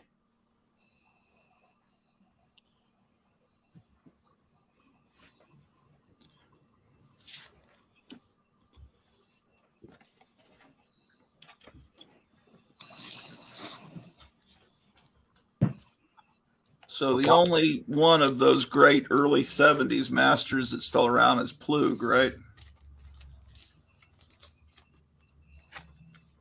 I mean, Bernie Wrightson's gone, and Neil Adams, and Gotham, are these priced for sale or? No. I don't blame you. I couldn't afford You can it see anyway. the tape. These are the newest scans, the best scans I guess they've ever done of the original art. You can see the tape and everything right here, Sure. and like his notes on here. oh, Okay, that is now That's on there. dimensions, some sort of dimensions.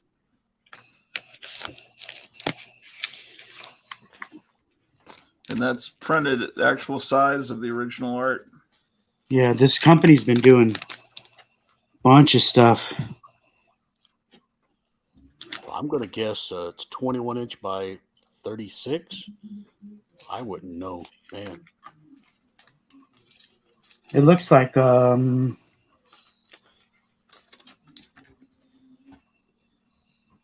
almost the inside art here looks like 11 by 17. Oh, okay. Okay. Wow. Probably. Here's a comic book right next to it. Oh, okay. Okay. Yeah.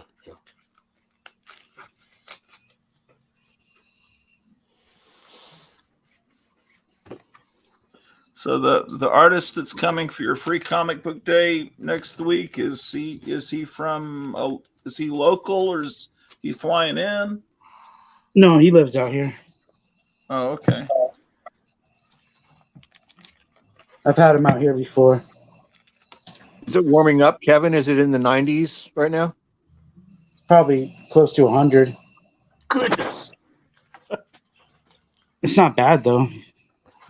There's no humidity. There's no humidity at all. Tonight I'm Right. going to have the heater on.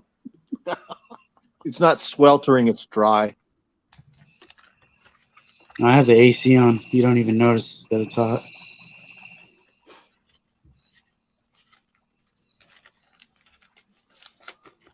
It's definitely easier to take Arizona hot than Florida hot. It's a whole different animal. Yeah, people are finally catching on to that, and they're all moving here now.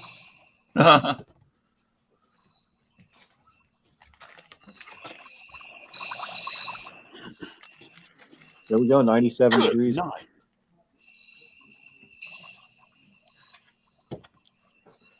Sunny 0%, huh? What does that mean? No humidity, no cloud cover. 0% Oh. chance of rain, right? Oh yeah. Okay, there we go. So are you in the infamous Maricopa County? I think almost the whole state is Maricopa County. Basically, the whole valley is. Oh my goodness.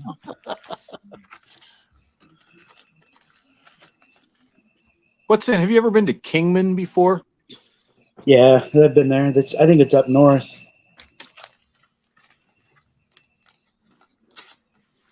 You should bring Carrie Lake into your store for free comic book day. She'd come over, probably.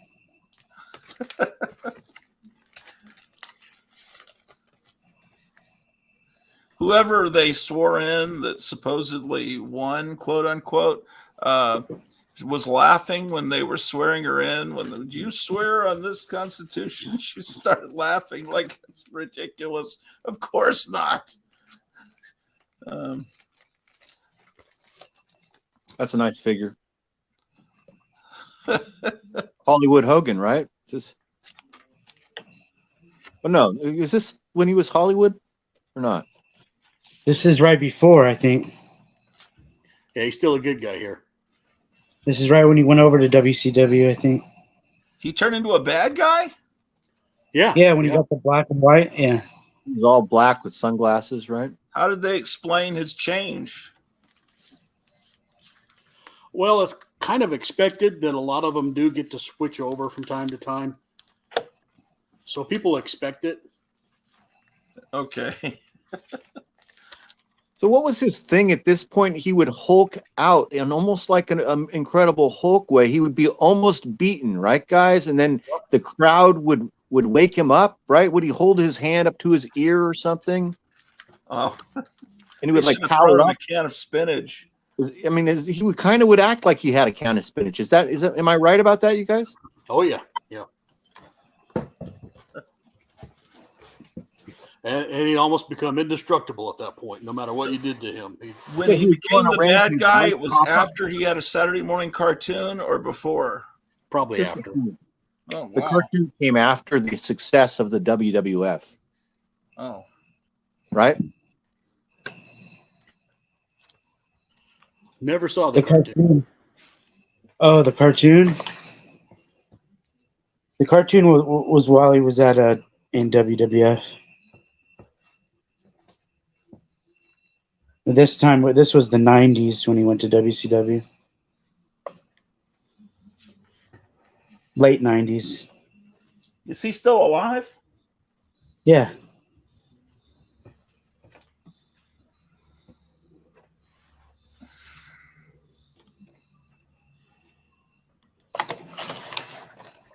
I would say he's an outspoken patriot. Is that what you would say about him, I guess?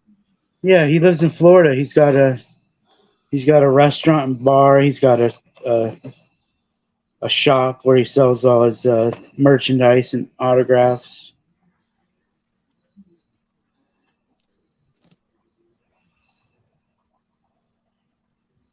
He went through a lot of stuff, personal stuff involving reality television, I think, right? His whole family was on TV for a while. Oh, yeah? Oh, yeah. Hogan knows best. Hogan knows best. Yeah. Lost a bunch of money, and then something happened on the social media that involved him in a lawsuit, right? Yep. He kind of won out in the end. Through all of it, his personal image kind of shone through in the end, and he's a good guy, in my opinion. That's what I got from it. He's a good guy. He's been interviewed about, what happened here, and he's kind of misremembered a few things that some people have pointed out. Like he'll have the wrong date for a match, but I don't expect everybody to remember everything. And sometimes he's been guilty of embellishing a few fun facts. But, I think he's a pretty good guy. Maybe the first time I saw him was in Rocky 3. Was he in Rocky 3? Yes, that was it. He had been around a little before that, but that's what made him a big deal. Paul E. Dangerously.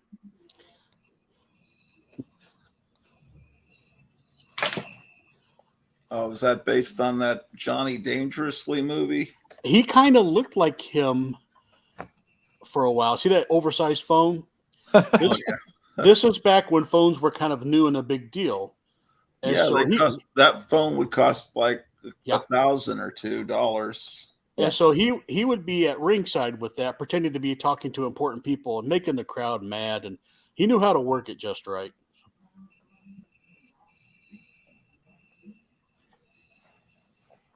Part of the great thing about professional wrestling, you know, is all the bits and the managers. I saw this guy last night on that Texas wrestling, and he was managing this guy called, was he the One Man Gang?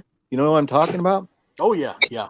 And so this giant guy named the One Man Gang, who's like 6'9", 400 pounds, and he was managed by this creepy looking guy with this wispy long mullet and beard, and he was hilarious. Do you guys know what I'm talking about? I can't place him, but I don't doubt it. Just very funny. Just the bits, right? I mean, whatever they're called. Is that the kayfabe or whatever you call the bits that they would do? You know? Yeah, general storyline. Yeah, it's funny stuff sometimes. I like Ric Flair a lot. Ric Flair is he was just on Rogan recently. Yes, he was. He was great. Anything with Ric Flair from the 80s, is any matches that you see him in are really worth watching as well. He's very fun.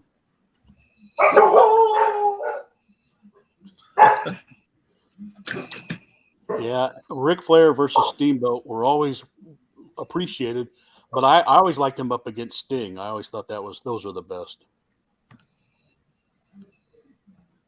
Oh, there, yeah, Harvey. Eric Breen has the name. That's the guy you're thinking about, Meyer. What was it?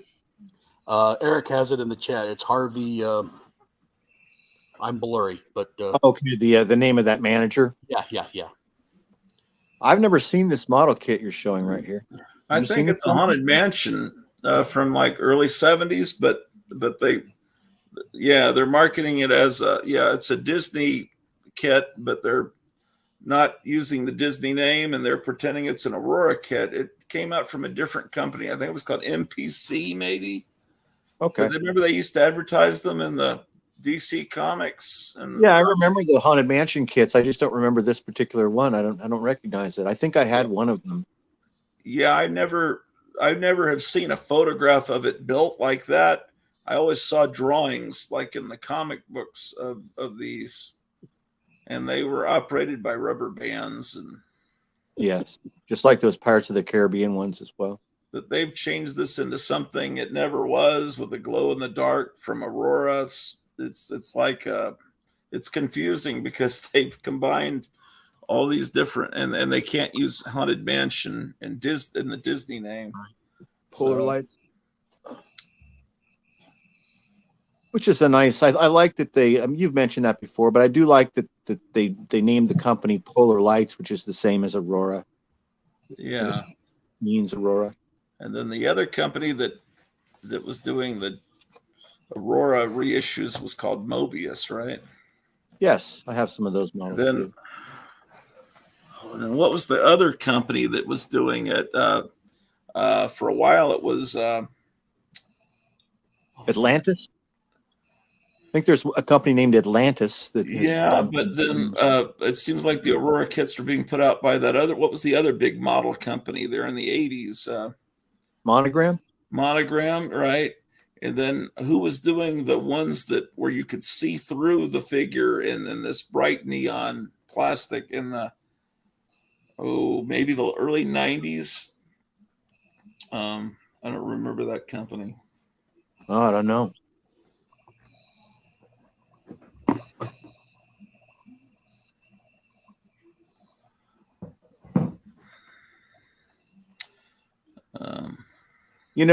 Just to take for a second, if I can go back to Dell, I just want to say something. I was mentioning that the vice president of Dell was Helen Meyer in like 1947 or something. And so Dell Comics was owned and operated by this guy named George Delacourt. That's why it's called Dell. It's named after this guy. So this guy Delacourt was actually like a paper magnate. He owned all different types of publishing companies that did all different types of stuff. Comic books were just one division of Dell Publishing. But the person who was really in charge of all of that success and all of these titles and influenced Gold Key Comics to become what it became, the person who closed all those deals with all those licenses that Dell had, like crazy licenses, you've seen them all, was a woman in the 1950s. I think that's something to remark about, because nowadays everybody, when they talk about the 1950s or the 60s, they talk about that show Mad Men, and they complain about the sexism, or they complain about the racism. This was a woman running this whole super successful company, and I've never heard it mentioned in anything that I've read that she was a woman or that it was a big deal. It wasn't a big deal at the time, you guys. It really was. Mad Men is a bullshit show where they done by liberals to make the 1950s look bad. I mean, they love. I mean, the pretense is you're really enjoying seeing the architecture and the way they dress and the furniture and everything and the makeup and everything. But in reality, they're trying to make that generation, the World War II generation, Korean War generation, look horrible, and because that's all part of their Marxist agenda. I watched Mad Men like 2 episodes, and I could see what they were trying to do. Kevin, what is that? Is that a print? It's one of those IDW artist books. Oh, okay. And that's Dave giant size. Cockrum. Oh, wow.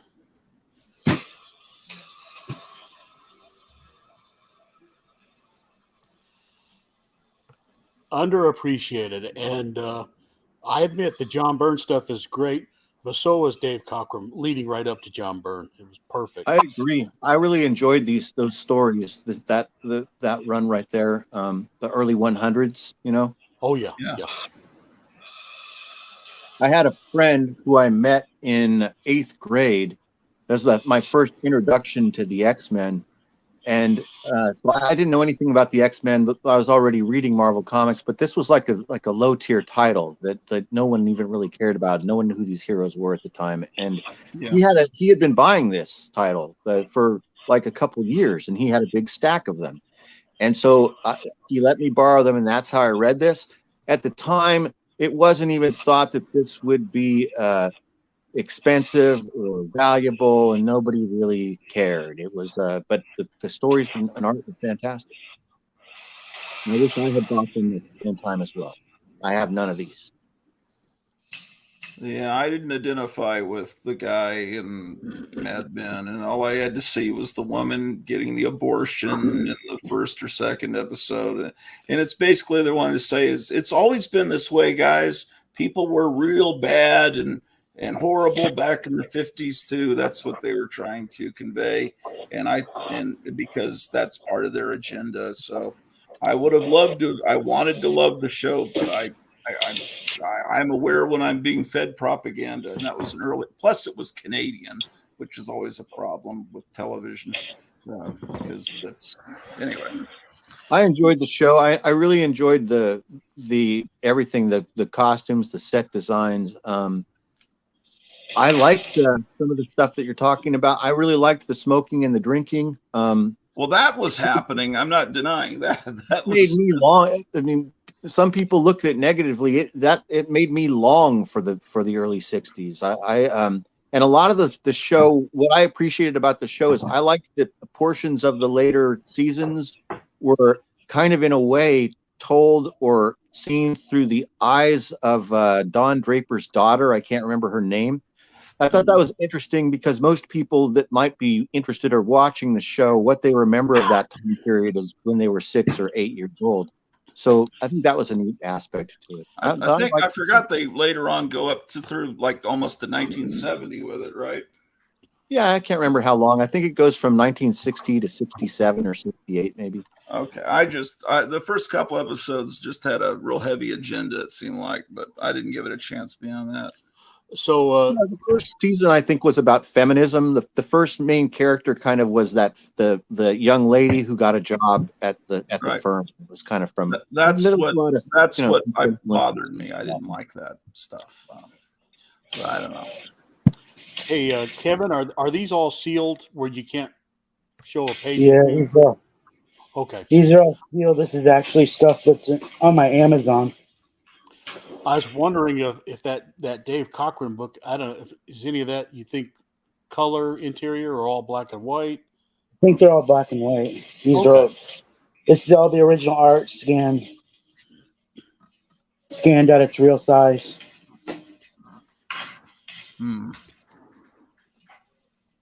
You know, I think one of the best things, there's definitely some great, points about Mad Men and characters and stuff. But one of the best things about Mad Men is it's a hero story, and the hero is that John Draper guy. He's a hero with a deep, dark past, and that's what makes it interesting. He's a veteran who really did a messed up thing, and he's hidden. He's got a bunch of secrets behind him, and so that made Right. the Yeah, story I interesting for me. gathered that. I just didn't. I need to watch more of it. It just I just something struck me wrong about that, seeing that abortion deal, and then I thought, oh shit, I see where they're going with this.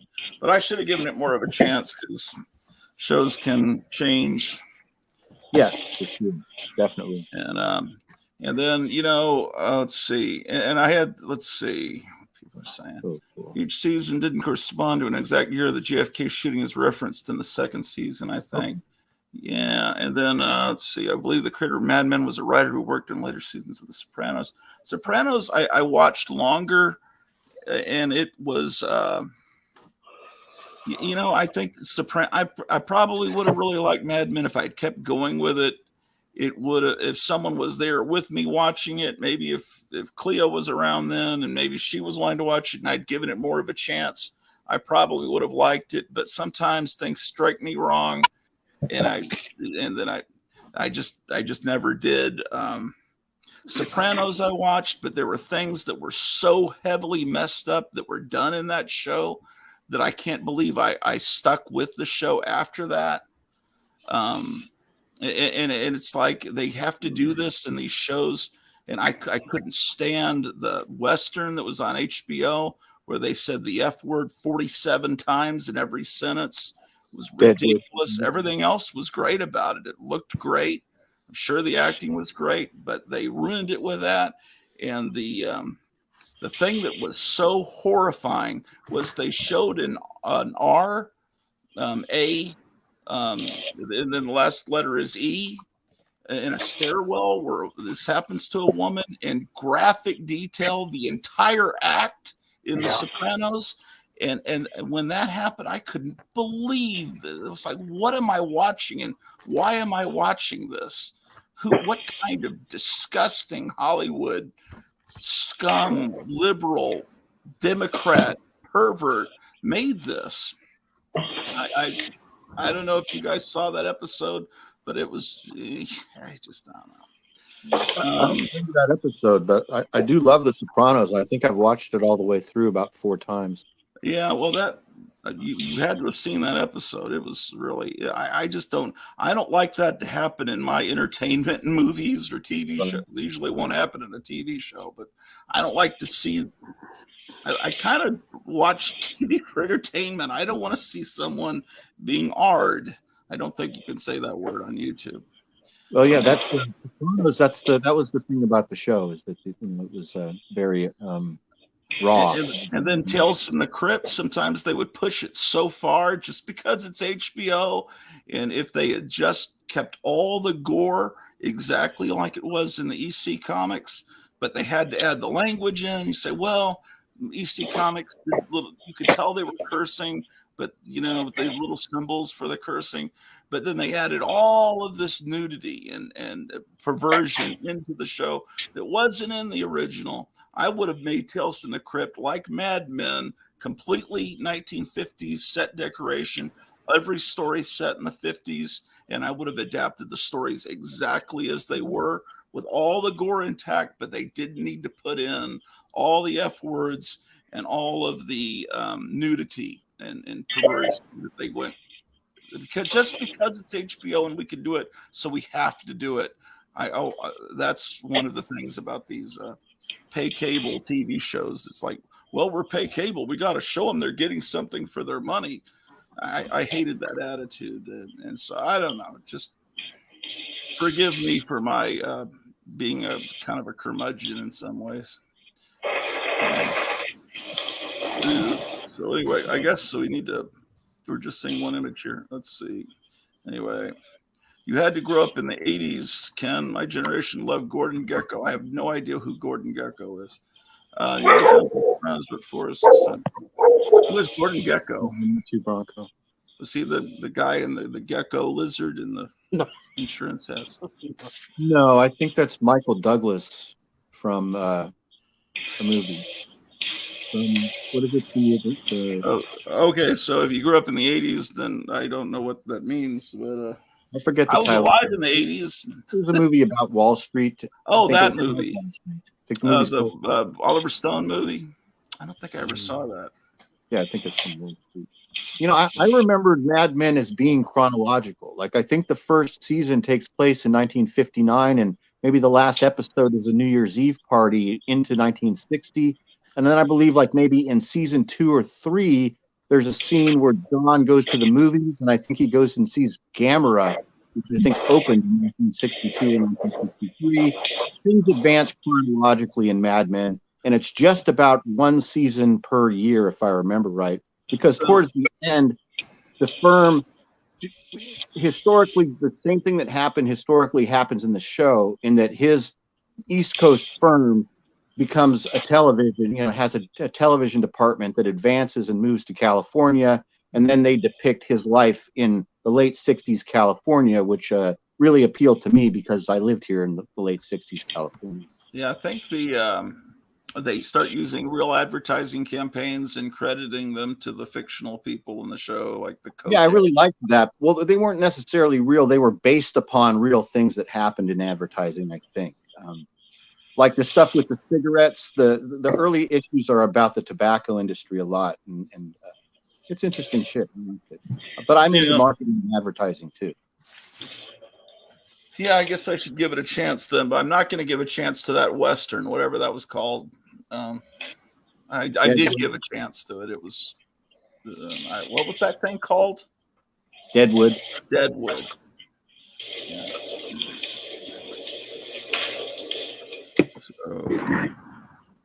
So, let's see. Things are moving over there in Mesa. Oh, wow, there's the mummy.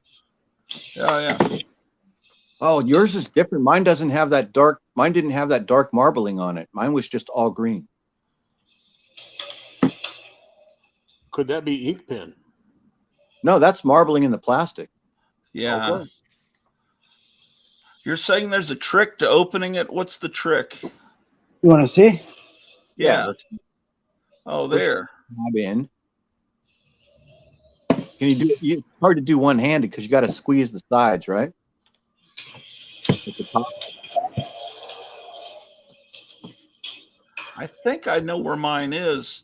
Sometimes things stay on a shelf so long you don't even notice they're there anymore until you start moving them around.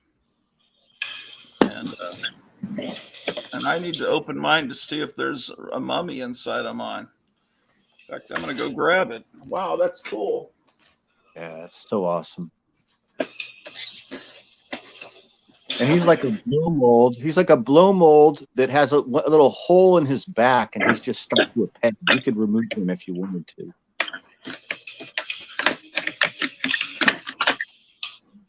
to. Yep.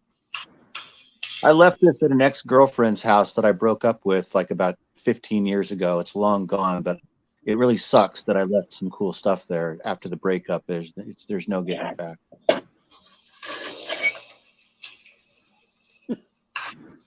That's where mine is. Jennifer's house. She threw it away, no doubt, 15 years ago. You know for sure she threw it away? No, I don't. I don't know for sure. My bat boat is there as well. My Corgi bat boat. I left that behind. And I also left there's a duffel bag with some army stuff in it that's in her garage, I think. You should go knocking on her door. She might have an old box of old boyfriend stuff that she doesn't want to. You're right. You're right about that. She might have other guy stuff in there that you could get your hands on. I found mine. Mine is very different in the coloring and everything. Mine was green. Let's see if yours looks like mine, Ken. This is interesting that it's regional, perhaps. That's mine. That's like how mine looked right there. And the black is uniform. Yeah. Yeah, and And it's just then everything on the back, there's no marbling. But I wonder if it's different by date. But this tab, mine must be broken and permanently pushed in. Yeah. So I don't know how to open it to get the mummy out. You might need a flathead screwdriver, maybe. How will I know if there's a mummy in it? Will it make You noise? won't know it's really light. Huh? You won't know it's really light. Yeah, it's just a blow mold, and he's on a post, so he's not going to shake Oh around. wait, he's in there. I just pulled it up. Cool. Perfect. The mummy There you is in there. Wow, I didn't know he was in there. That's pretty damn cool. Darn cool. Sorry. So if you left it out, would it soak up light and then glow in the dark?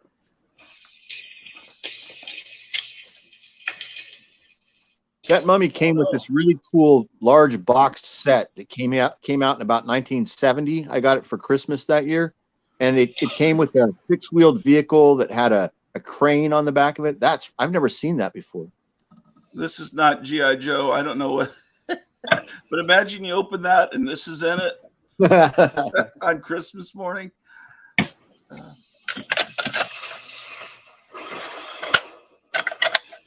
Yeah, that's very different. That's strange. The molding is so different. Bronco says, "I'm glad you got the mummy." I don't want to besmirch the mummy toy, but I think instead of green, I would have chosen gold. Yeah. Any of you have the Voice of the Mummy board game?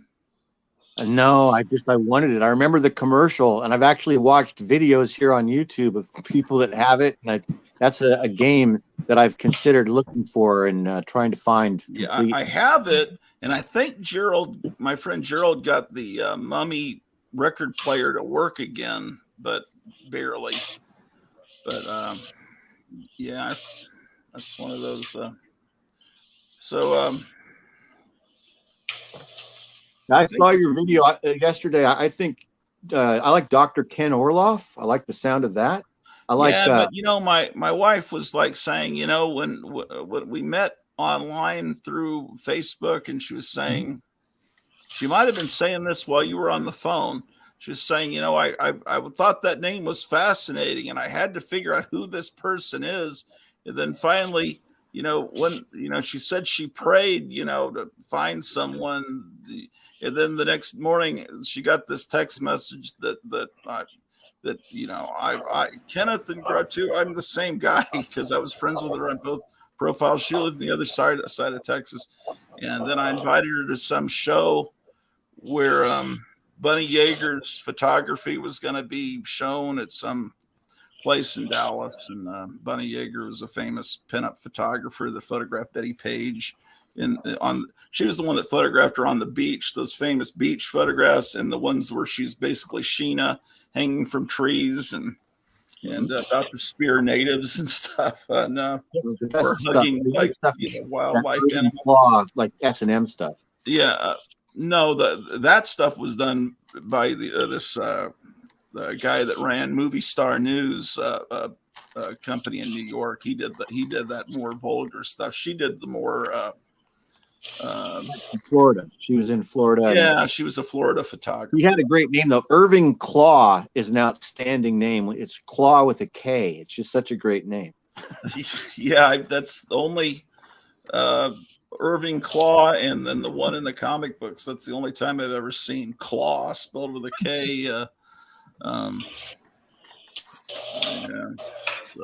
So yeah, there's a sentimental reason to keep the name. There's a yeah, well, I guess I just started to think, when I hear the name, and then I get mail with that name, I'm thinking,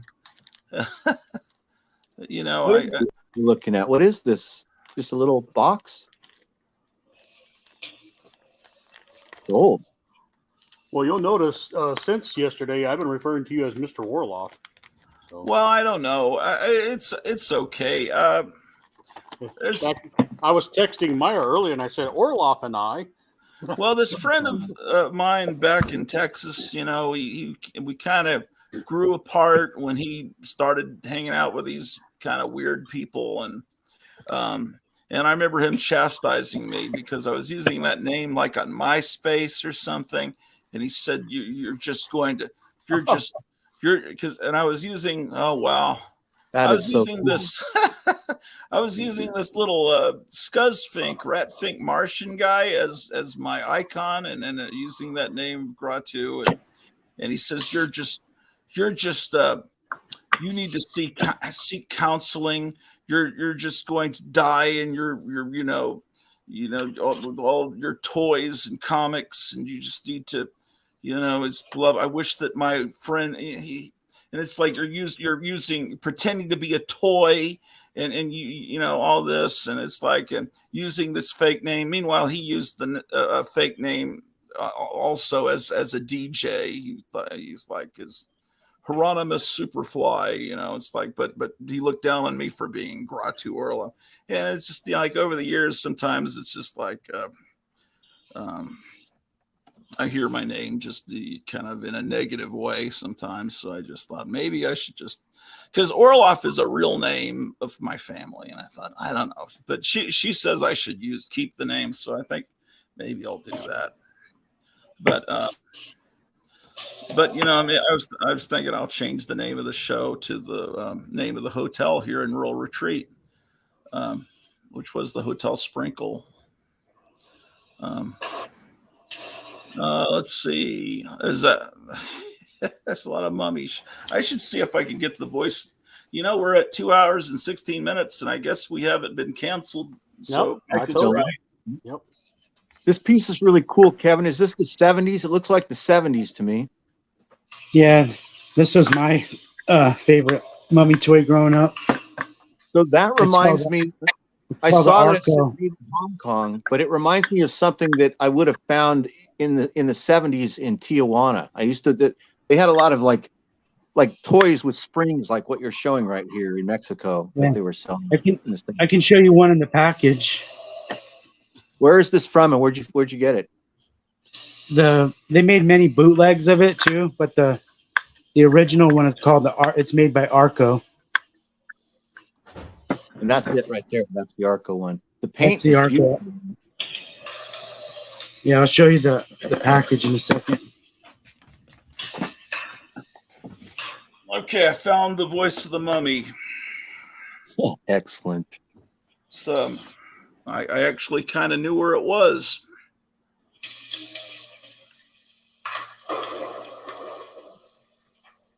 No, it wasn't Piranha. It was Hieronymus, like Hieronymus Bach or whatever his name was.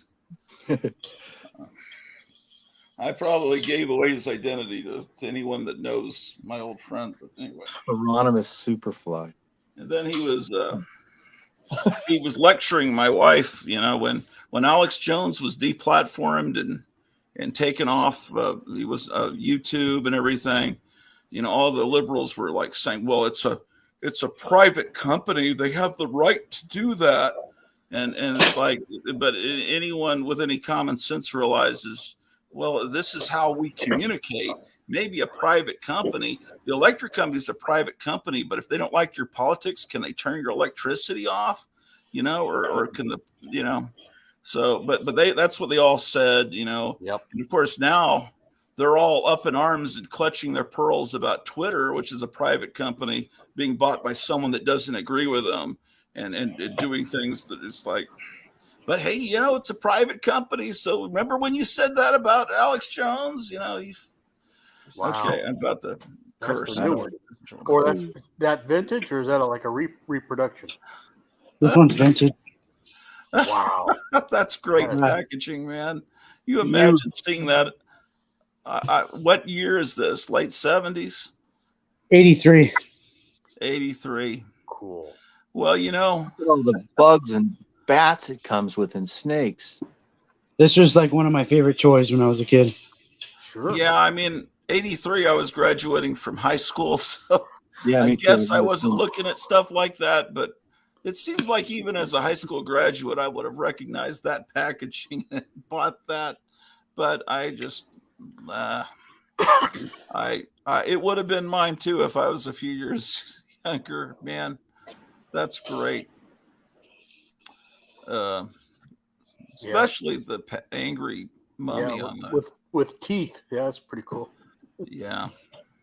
No, I have a bootleg version of it too.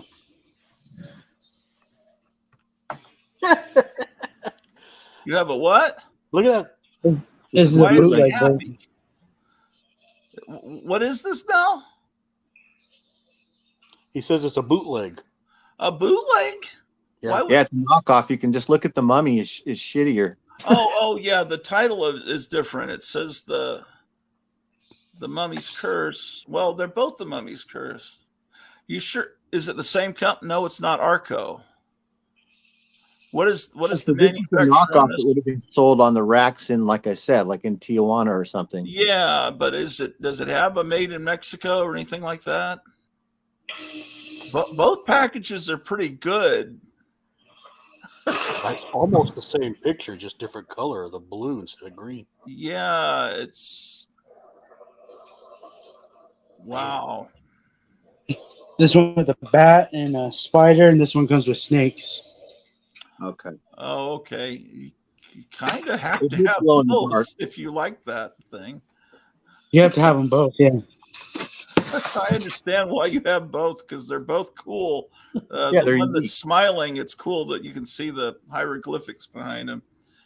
Poison things, Kowloon, Hong Kong. Oh, is that what it is? Hong Kong? Okay. Yeah. I need to get in the knockoff business. I'll call my company Borealis. My gosh, that's nuts. Well, I guess I thought he was smiling, but I guess he's vicious in both of them. Yeah, I like the knockoff mummy better, I think. Um, On the drawing, I think I like the there's one- both. That's what I'm saying. There's pluses and minuses to Yeah. both. I think they're both great. The knockoff looks like he used to be a wolf man, but now he's a mummy. Oh, well, Wolfman Font's haven't better died. and- yeah. I think they're both based on the Hummer, or the Hammer. I think they're both based on the Hammer mummy with Christopher Lee, right? Yeah, maybe, probably. Weird. Man, you come up with some of the wildest stuff, Kevin, that I've never even been aware of. You had a potato gun the other week. Did you guys see that? I did see that. That was really cool. I only saw those, in advertisements in the comics. I'd never seen one in Oh, person. look at that. Good grief. That's so cool. So where's this from? Is this some special piece or a handmade piece? I've never seen an Easter Island head before like that. Yeah, I'd get about 15 of those and put them out in the backyard coming out of the dirt. Yeah. That seems like a fun art project. I mean, you Yeah. could make them yourself. You could figure out a way to do it and make them. Make your own Easter Island. That's such a fascinating thing. I wonder if you can go to Easter Island and buy souvenirs like what you're showing us. Isn't Easter Island a tiny place? Like, yeah.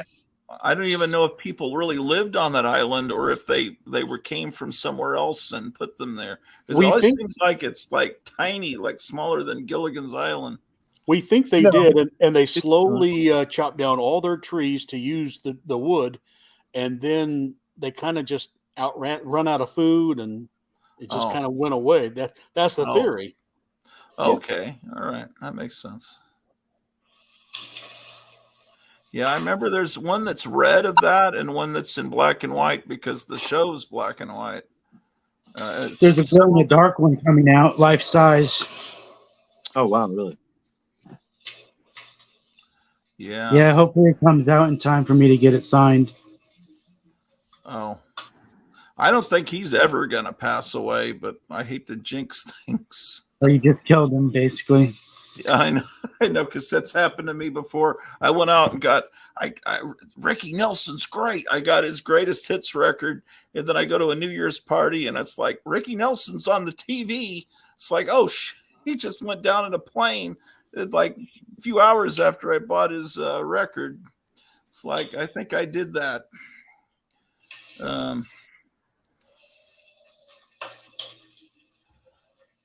Yeah. There are two different versions of this that have, but from two different companies. I'm not. I'd have to watch the show or look at a still to see which one's closer. As I recall, there were. This one's just a little bobblehead. Yeah, because it's supposed to be a napkin dispenser, right? Yeah. That you could all. It was also coin operated. Biff bang pow. Yeah.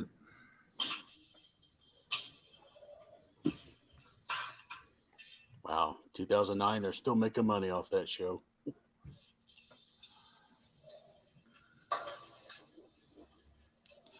But at the time, there was no merchandising, as far as I know, except for the comic book. Or was there? I mean, I wasn't around then. I can't think of anything else.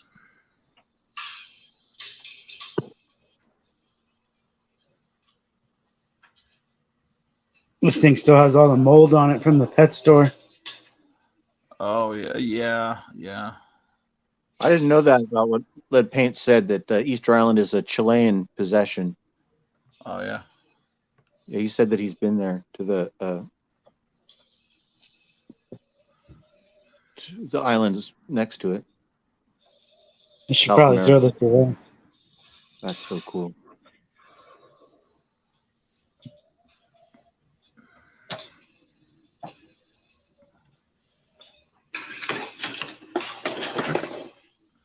That was the box for this guy. Yeah. Trying to get a fish tank just to put all these toys in. I'm just wondering if you were to pan your camera around 360 degrees, what the rest of the house would look like if it's floor to ceiling cool stuff.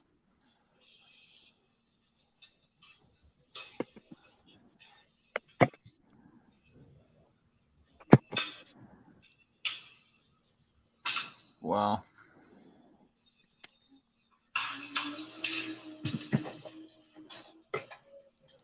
I got some of this stuff. What? Pirate water? What is Yeah, that? make sure. It smells like, you know when you go to Pirates of the Caribbean? Yeah. You know that smell from the water? Well, I haven't been there since about 1980. Is it? It still smells the same. You can't forget That's that awesome. smell. I didn't know they made that. That smell, that misty smell when you get on the boats and you come to the sign that says Do you know what that smell is? I finally found out what it was. no, what is it? It's what they put in the water instead of chlorine. It's an old-fashioned type of chlorine. Huh. Oh, It's what they used before chlorine, and it's a real musky smell. That's really interesting. That's really cool. And I remember, Ken, you were saying one of your books smelled like you said something that smelled like something like this. It reminded me of this. You said it smelled musky or something. well, I said everyone thinks I'm insane. Sometimes I'll be eating carrots and they'll remind me of my high school library. Somehow, I don't know, man. We went to this Thai food restaurant, and there was some food that some of the people at our table were getting, and this smells just like balloons, and they all started laughing, and they realized it was true, and they couldn't eat it after that because it's the smell of when you're blowing up a balloon. The food smelled like that. Let's show the voice of the mummy real quick. Hold on. Well, I got it out before Drew comes out and starts chewing on the box. Cool. Oh, cool. Does he really talk? Yeah, there's a record player in there, and so it looks like this. Oh, that's cool. And You have all the colored gems that it comes with, the little gems. yeah, everything should be in here. It's just I remember the record. My friend fixed the record player, and There's it's just this. Oh. At the record. No, the records must be in here in a sleeve. So I guess that's, I mean, everything's plastic. I mean, it's not high quality, but you put a record there and then I guess you did this and it plays, it's battery operated.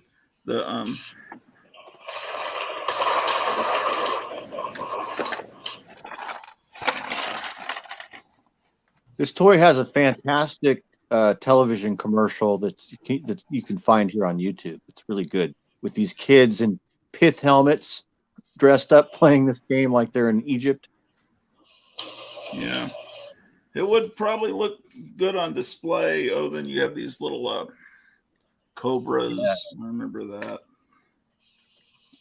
Your idea, your and Cleo's idea about streaming or making videos of board games, I think is genius. I would totally watch that. I think it's a great idea. I would love to see the Green Ghost being played.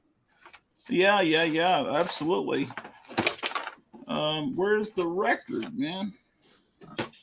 Unless Gerald and I put the record somewhere else, in which case I'll never find it. Or was that there? No. There's a record in a little sleeve. Oh, I see. It's tucked underneath. See there, that yellow record? How do you get to that? Oh, you take, this comes out. Okay, and then he put this underneath so it wouldn't get lost, but in reality, that makes, it never would have thought to look under there. This is the record. Okay. And Ken, do you remember that King Kong game that was these the Twin Towers that you set up? You remember that game? I remember it existing. I never saw it in person. My cousins had that game and it was spectacular, and I've wanted it ever since then because it was huge. When you set it all up, it was these big cardboard cutouts of the Twin Towers, and there was a little cardboard King Kong figure at the top, and I remember it being really fun, and just I want that game. I want that game as well. Yeah. Well, that there's going to be people that are wanting that just ironically because of the World Trade Center. That's the unfortunate part, is because it's got big images of the World Trade Center, so it makes it sought after. Yeah, there were these figures made of that 1976 King Kong about this big that were made and given out to the cast of the movie and to theater owners to try to get them excited about the movie. And this is not a good story, but my wife's uncle, I guess, was working at Universal Studios and got one of those way back when, and it came down in the family and came to her, and then this doctor, when they do the exam where they put their hand up your butt and says, well, it's swollen, maybe you need to go and it's like have this maybe prostate, whatever. And so I get put into this electric tube, where they saw the sound and everything. And then the doctor said that I was referred to. That's probably nothing, but in order to pay for that, she sold that damn thing. And it was something really precious to her because it was or what? No, it wasn't. It wasn't her uncle. It was her brother. But anyway, it was. Anyway, I could have sold any of this shit, and instead she, like the gift of the Magi, sold something of hers when I could. It was we sold it on eBay, and it was to me it's the '76 King Kong. So, but it was really impressive, and it was big, and someone bought it for just the amount of money that it took to get this useless examination, and I wasn't even. It's just because this doctor was a moron that thought there was something wrong and there wasn't. I mean, the same doctor that spent 20 minutes trying to tell me how much I need to get that that thing that, you know, a couple of years ago that was all the thing to do. And he says, I have so many patients. They're going to be on ventilators the rest of their life. You've got to do it. You know, it's like, and it's like, I don't trust these doctors anyway, man. It's like, I really feel bad about that. And it's just like, because I pussied out, and I'll admit it, you know, and then she sold some, and she doesn't have much. I got all this bullshit, and I wasn't a man, and I didn't step up, and she gave away, you know, to some collector somewhere that's probably reselling it for who knows how much. There's a picture online of Jessica Lange. I could probably find it, holding that one just like it, and there's not many of them out there. And I've done some horrible things in my life. That's one of them, you know, letting her do that. But anyway, it's sorry to bring the show down, but that King Kong movie was such a disappointment in the Christmas of '76, and that movie's been effing me up all my life, man. The '33 King Kong, though, that's great. That'll never mess me up. Okay, let's see what Gotham City's got now. Oh, the creature inside the Alp. I've never seen that piece. That's cool. Oh my gosh, I can't believe that exists. Yes. Can you know see that- Shatner in the window if you look real close? That would be cool. Oh yeah, if he was in there. That '76 King Kong movie can I guess it was maybe the spring or the summer after it came out. I'm just judging by what the weather was like.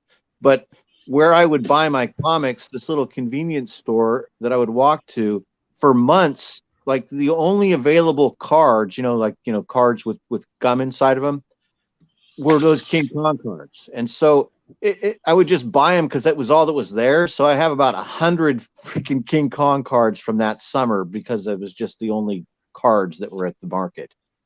Yeah, I bought some of those too before the movie came out. I just was let down.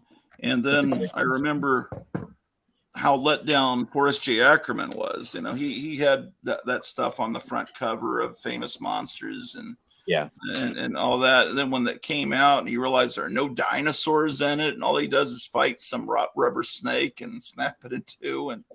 And then, you know, I knew that he told me I should hate it. And I knew I should hate it because I saw it. And it's just so disappointing. But then the next, a few months later, Star Wars came out and all was forgotten. Mm-hmm. You know, that was so magical. But now all that magic's been destroyed by Disney. Disney, who has been destroyed itself.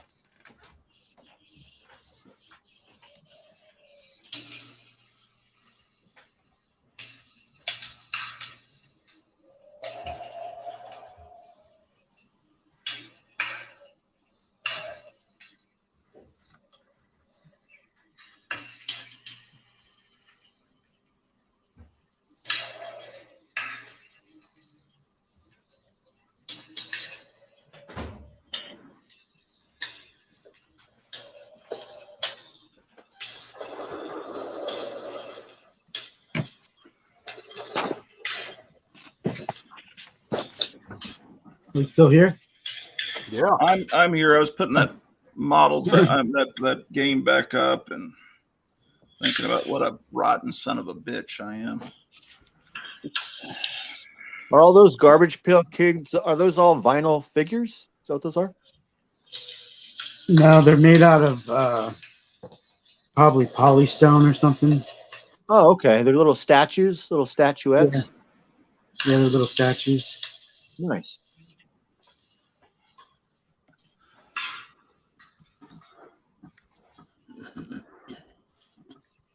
Oh, wow.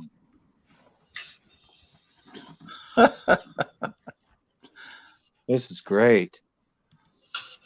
The price tag is $7.74 at Sears. Yeah. Holy smoke, Kevin! This is also a Grail type toy or figure right here, especially if his chest is intact, right? You have it's all there. man. Well, last time I tried to roll up my $6 million man's bionic skin on his arm, it had I realized that it all dried up.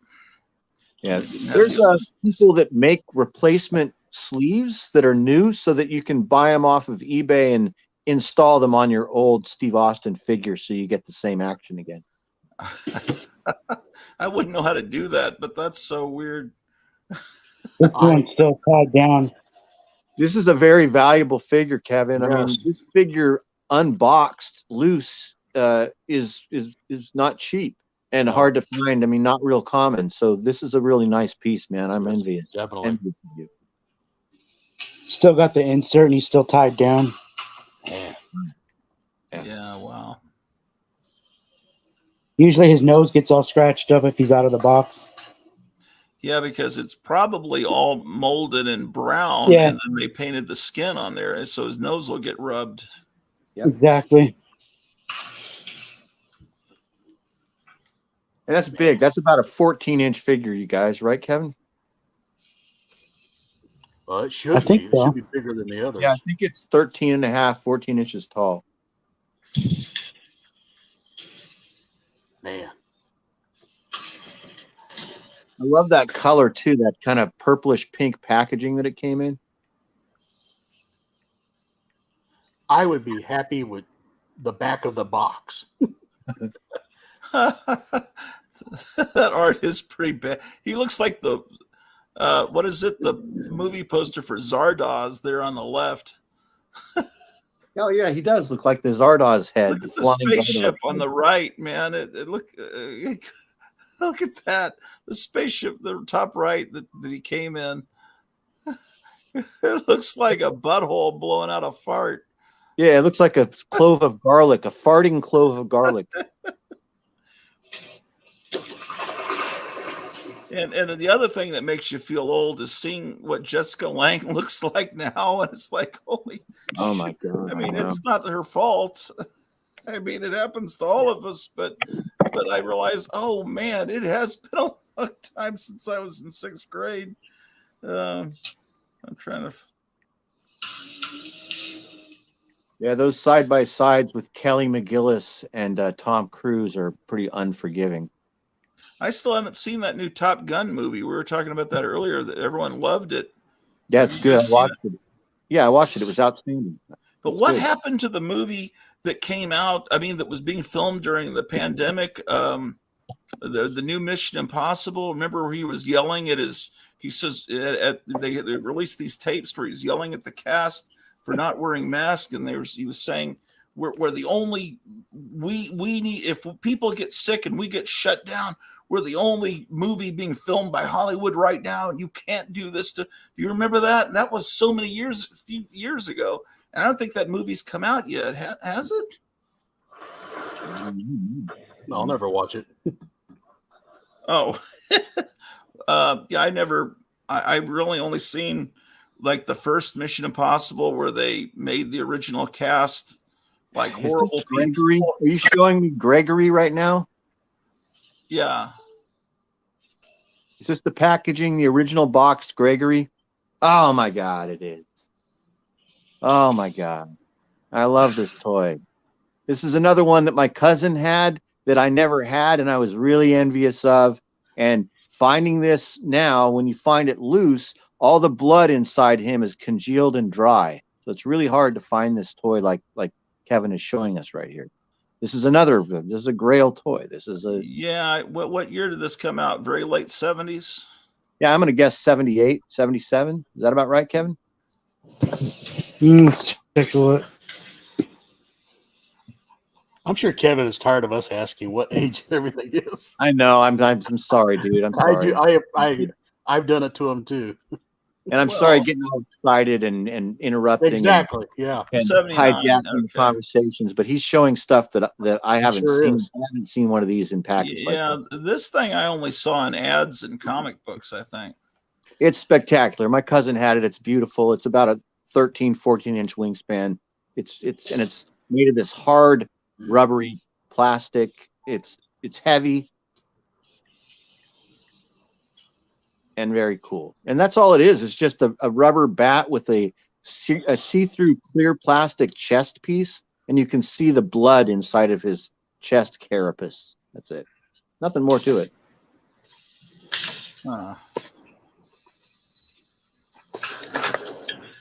They reused the blood feature on another toy. Yeah, it's on Pulsar. I have a couple of those Pulsar figures, and he has the blood feature where you push the button on his back and it pumps the blood through his chest. You know. Yes, that blood dried up. It's used on another toy also. Some dry up, and some. I've got a couple that still work, and I've got one that's all dried up. Well, this one still has the warranty, so maybe I can. If it doesn't work, I can bring it back, right? Yeah. Keyword limited. Here, I'll show you this real quick. This is what I was talking about. This statue. You get a bigger. Oh wow, the blood's not dried up. Look like that. What the heck was that? It's a 1976 exhibitor's resin statue. Oh, there's shit. This one has a plaque on it. They're selling it for $5,000. Anyway. Oh man. Let's get back to what Kevin's showing there. Oh my gosh. I was gonna say I would love to see Oh, this. he's pulled it out. I would love to see this toy brand new out of the package. Look at this unplayed with condition. And it's all, look at that. This is from 1979, you guys, and look at the blood still works inside of it. Yeah. Well, It's like barbecue sauce. how long have you had this toy, Kevin? At least 20 years.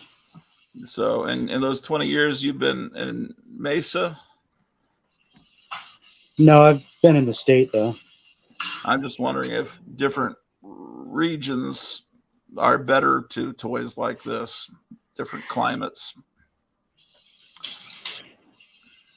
Well, I don't leave it outside. Yeah, I would say so. I would agree with that. That really So is. the temperature is constant in Arizona, so you don't have giant temperature shifts. So the worst things on toys, in my experience, is toys that come from the East Coast or the Northeast, where they're going from a humid summer to an icy cold winter, and they've been in an attic or a garage going through those transitions year after year, will harden and brittle the plastic. Worst thing you can do here is keep something by your window. Yeah. Right. Yeah. It'll turn yellow. It'll turn yellow one summer. This is just such a neat toy, and from such a cool era. This toy also had a very fun, compelling, television commercial that sold it. That that's how everybody learned about it, was from the TV commercial. Yeah. And he's made to hang upside down the way Kevin has him. He's got these two. See that right there? Yeah, he's kind of made for that. And kids would try. You tie a shoestring to that and swing it around, hang it. That's the idea. Yeah.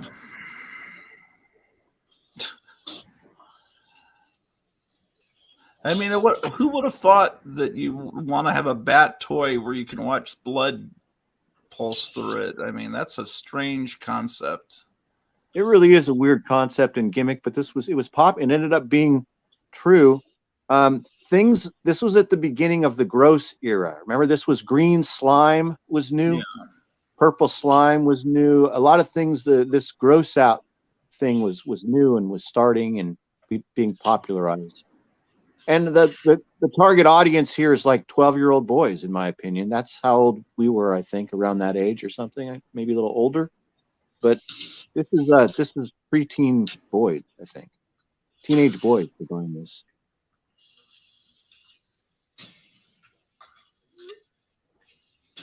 But yeah, imagine the pitch meeting, pulling this, the pitch meeting for this pulling. So we got this, we're going to call him Gregory. What a ridiculous name.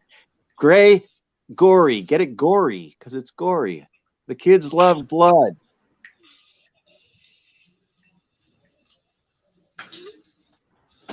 Yeah, I guess.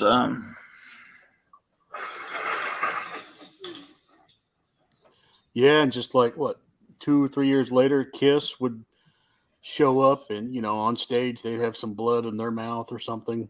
Oh, Kiss was already big by then, and the toys were already out. But yeah, yeah. I guess that was about the year after Dawn of the Dead came out. I haven't looked at this in over 10 years. Oh, really? Thanks for I'm glad. showing us that. That's really cool stuff, man. Thanks for showing I'm all glad he that. still works. I'm You were impressed. talking about the Gregory the other day. Do you have another one that you're selling in your store? No, remember I had those stickers. Oh, that's what it was. You had stickers of it. I was. Well, Mr. Orloff, I have thoroughly enjoyed this. Thank you so much for agreeing to do this. For those of you Yeah, not knowing, I called him earlier today going, "Are you going to be on? I'd like to join you." So, yeah. I hadn't planned on it, but I thought, I asked my wife, "Do you think it's okay?" And I'm texting her now about what we're going to do for dinner. that's my dilemma. Here in about 8 or 10 minutes, Night Tiger is going to start up, Oh and yeah, that would be bad form for me to be on against them, and really it would be. and Yeah. Meyer, it was great to see you, and Gotham, always a pleasure. So have a great night, fellas. You as Thank well, you. Mike. It was a lot of fun. Great seeing you. And I've got to go and eat as well. I'm going to take off and eat too. Yeah. It's been a blast. See you guys. I Really, appreciate it. that's a great show. Really good show. Thanks. I'm going to Thanks. stay on for a minute or two, and then I'm going to see if I'm going to go to Dairy Sweet or help her cook in the kitchen. Sure. All right. Take care, guys. Bye, guys. All right. Thanks for watching. Yeah. See you guys. So, Kevin, I probably should call you tomorrow. But I think yours, there's a $16. I was going to tell you Castle of Frankenstein comes out this week. Oh, it does? Oh, then maybe Yeah. I should hold off, huh? Yeah, I think it'll be here on Tuesday or Wednesday. And shoot, how expensive is that magazine? I'm not sure. I've never had the magazine before. Yeah, I hope it's, they tried bringing Castle of Frankenstein back about 20 years ago, and it looked terrible. I never bought any of those. And I think they're keeping the numbering like that, from the revival. They're starting it again. And It's like number 30 something. yeah, there weren't that many of the real Castle of Frankenstein. But there was a revival from, I think, the people that do Scary Monsters or something. It just didn't look right or feel right because it wasn't the original guy. And it's possible that someone could come along and revive it and do it right. It's still never going to be the original guy because he was something else. Do you know about the original guy that did Castle of Frankenstein, Calvin Beck? I've never heard of it, no. Okay, Calvin Beck was hung out with people, horror writers, and people that had common interest. And one of the people he hung out with, that was his friend, was Robert Bloch, that wrote Psycho. And Robert Bloch wrote the novel Psycho that Hitchcock took and turned into the movie. And most people think that it's completely based on Ed Gein because, in the late 50s, it was in Life magazine about how this crazy guy in Wisconsin had hearts and on the stove and everything. And then the Texas Chainsaw Massacre was based somewhat on Ed Gein as well. Yeah. So anyway, in reality, that was a little bit of it, but to the biggest extent, the character of Norman Bates was based on Calvin Beck, who was the guy that edited and published Castle of Frankenstein magazine, because in their group of friends that hung out and had parties and stuff, he had this reputation because he had this crazy Eastern European mother with this thick accent, and they My wife's sending me a text. Hold on. Anyway, the mother would, if she could, would go everywhere with her son. I mean, he took college classes. She would audit the classes and sit in the back of the class and just not get a grade or pay, but just sit there. And when there was a party that he was invited to, she would try to make sure she could go along to the party. And so she was this insane, clingy mother. And I guess Calvin Beck was kind of nutty too, this guy that published this monster magazine. But he was a very good writer. But I think from what I've understood, and everyone in that circle of friends knew when they read Robert Bloch's new novel, Psycho, that it was really about him. So anyway, my whole point is the magazine Frankenstein is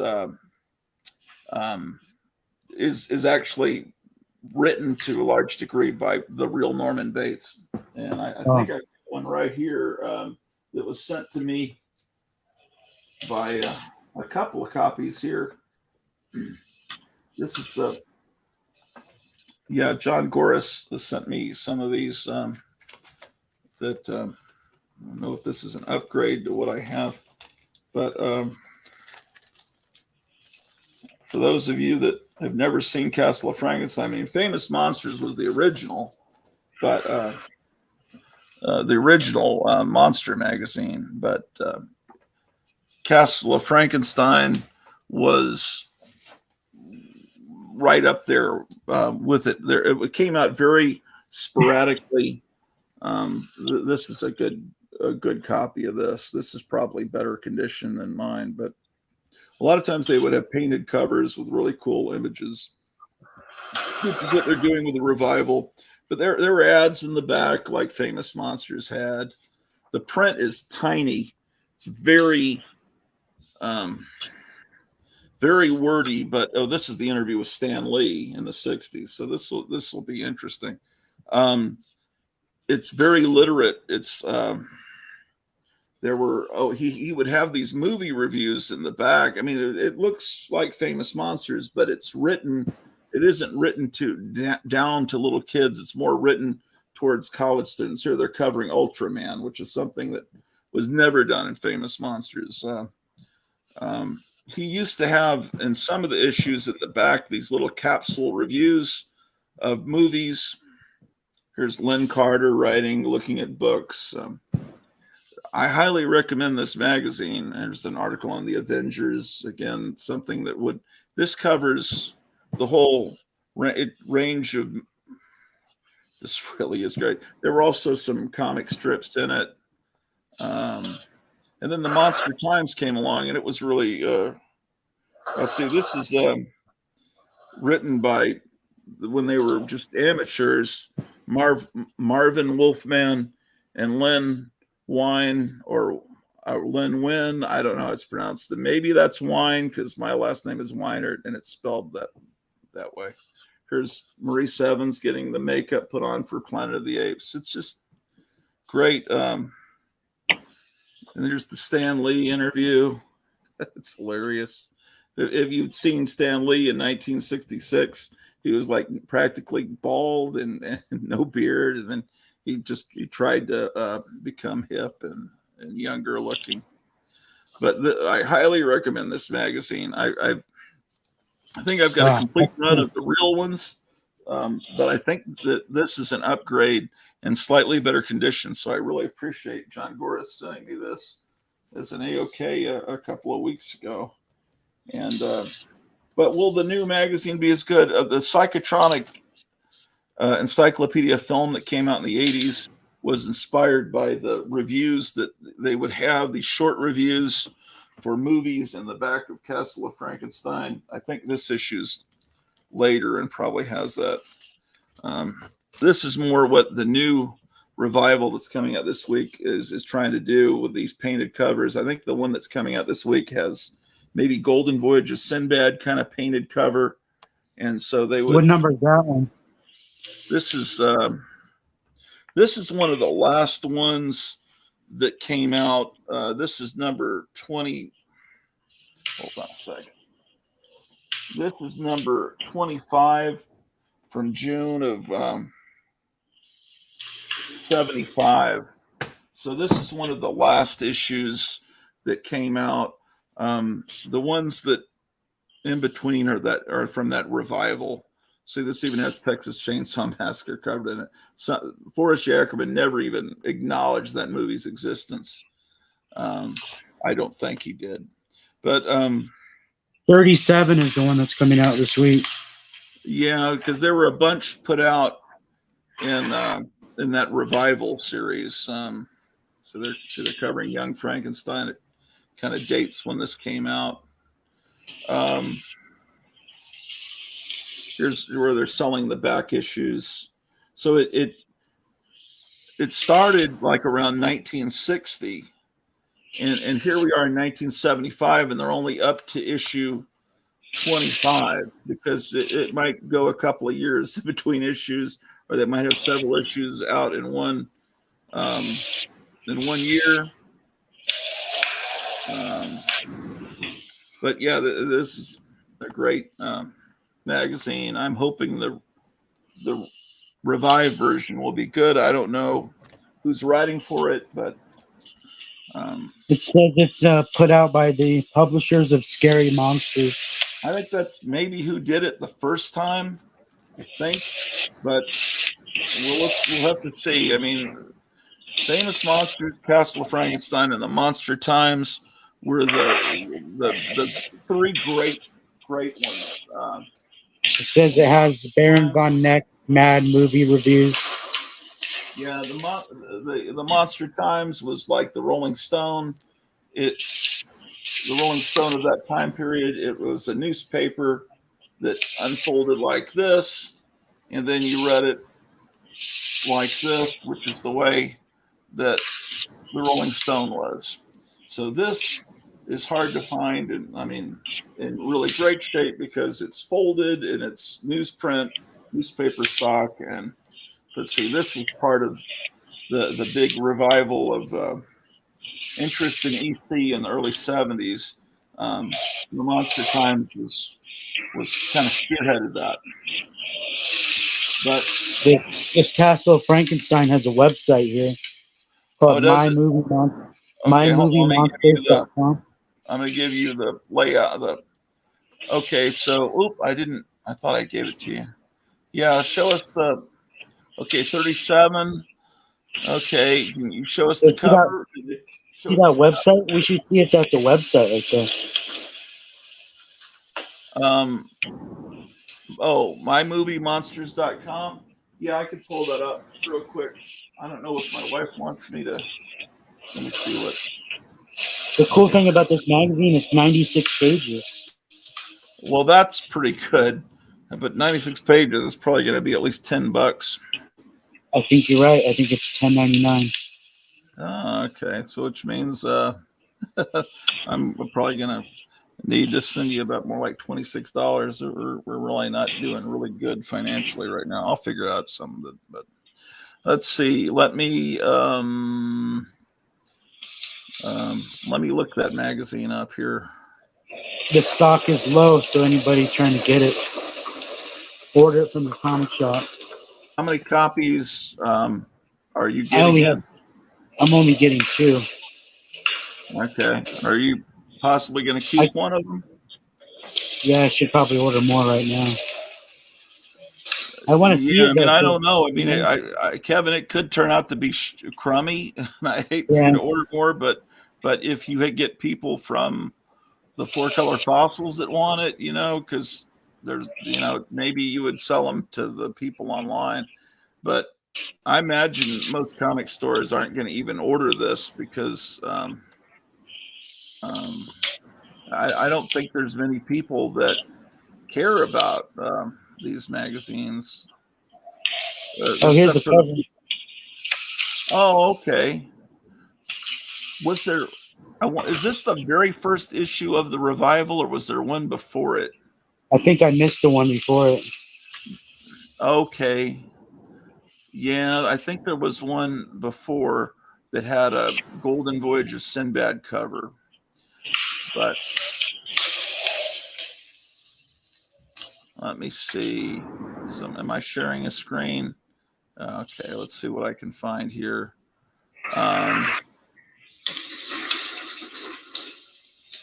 Okay, Wikipedia.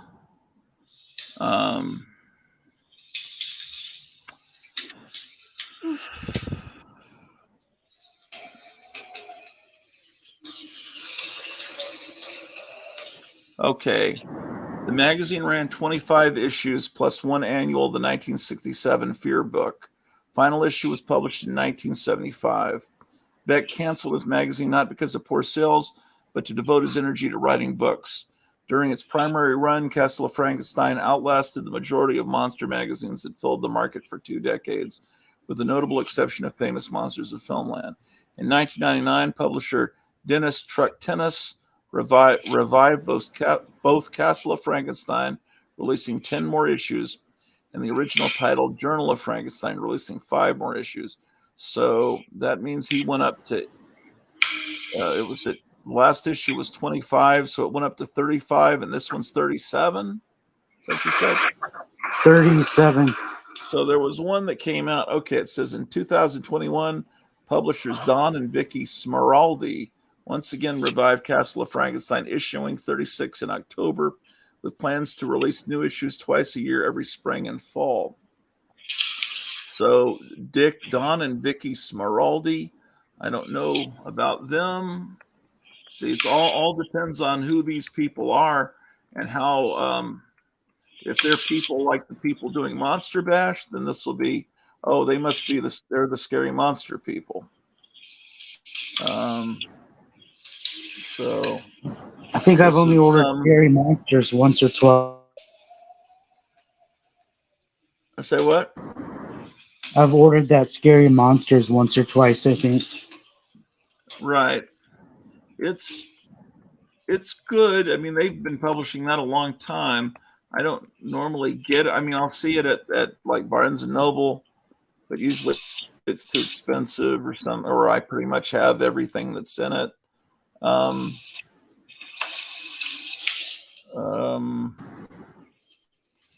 Oh, let's see, 37. Where did it say that?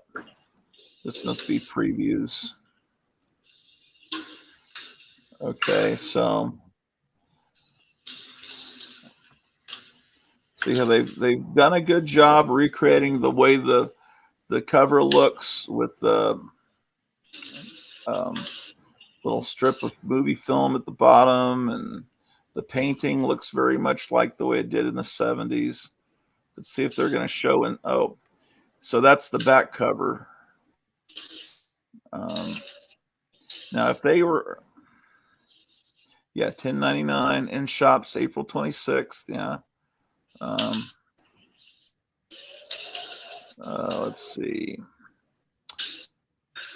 96 pages. It's pretty good. We'll have to see. It shouldn't. Well, let's see what 36 looks like. Yeah, that's exactly what I was going to say. I'm pretty sure it was, like I said. I'm pulling it up right now. That must be it there on eBay. It's selling for. Is that still orderable? 36. This I'm looking right now.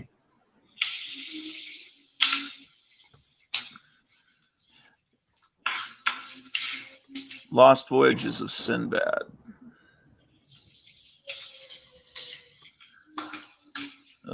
Looks like you can add it to your shopping cart at mymoviemonsters.com. That's the publisher's website. Something that's going to sell out because I don't think there's that many cool people in the world, honestly. Number 36. That's a pretty cool cover. It really does look kind of like, it kind of almost gives you chills, like maybe the magazine never stopped being published. But it's still not the original guy. I don't know if you even are seeing what I'm looking at. No, you're not. Yeah, I'm looking at the same thing. I can't get it anymore, though. Then it looks like you have to get it through eBay or something. So So you'll get that Tuesday. I'll try contacting you midweek and about it then. But can you still get more of 37 for anyone watching that might be interested? 37. I just ordered 2 more. Oh, okay. Well, shoot, I better get back and see how my wife's doing, because I know she's hungry, and you probably are too. Again, it's really, really cool to see inside your house. I appreciate you. You're always the highlight of every broadcast when you come on, Kevin. And Kevin's at Gotham City Comics in Mesa, Arizona. So if you live in that area or anywhere close in Arizona, you need to go to this store because it's incredible.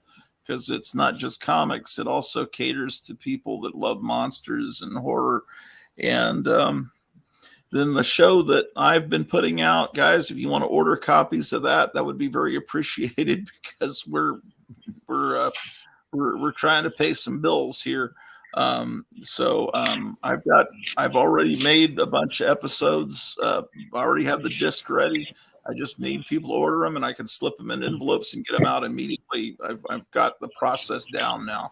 So it's called Tomb of Terror, and I have volumes 1 through 8 available. You can pay for one, get a sample. I should send some to you pre Gotham City since you sent me. I'm sorry, Kevin, calling you Gotham City. Since you sent me a lot of freebies and cool presents, I should send you a couple, and then you could show them in your store, and then people will ask about it. You could say, "Well, here's the PayPal." If you send some, I don't know if you'll have time to make it, but make a little kind of like business card type little flyer to go with it, where they can order it from. Well, I could make a little flyer. You mean for your free comic day or something? But if you can get them here in time, I could have it playing during Free Comic Day. Oh yeah, I think I probably could. I think so. For some reason, the postal service is running very efficiently now. It wasn't there for. I don't know what's going on because like the other, probably because they don't have very much business. Oh, it's weird because it's like for you to send something on a Saturday and it arrives in the other part of the country on Monday morning at 7:30, 8:30. I've never heard of anything like that. I didn't think that was possible. It's like they put. They don't stop, even though they're closed Sundays. They don't stop working. Yeah, I guess I always figured they did, but I guess you're right. They never stop. Yeah.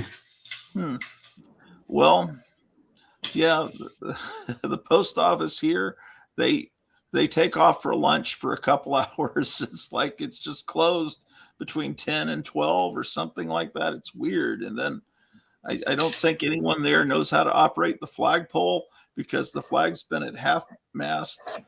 Like someone died for a couple of months.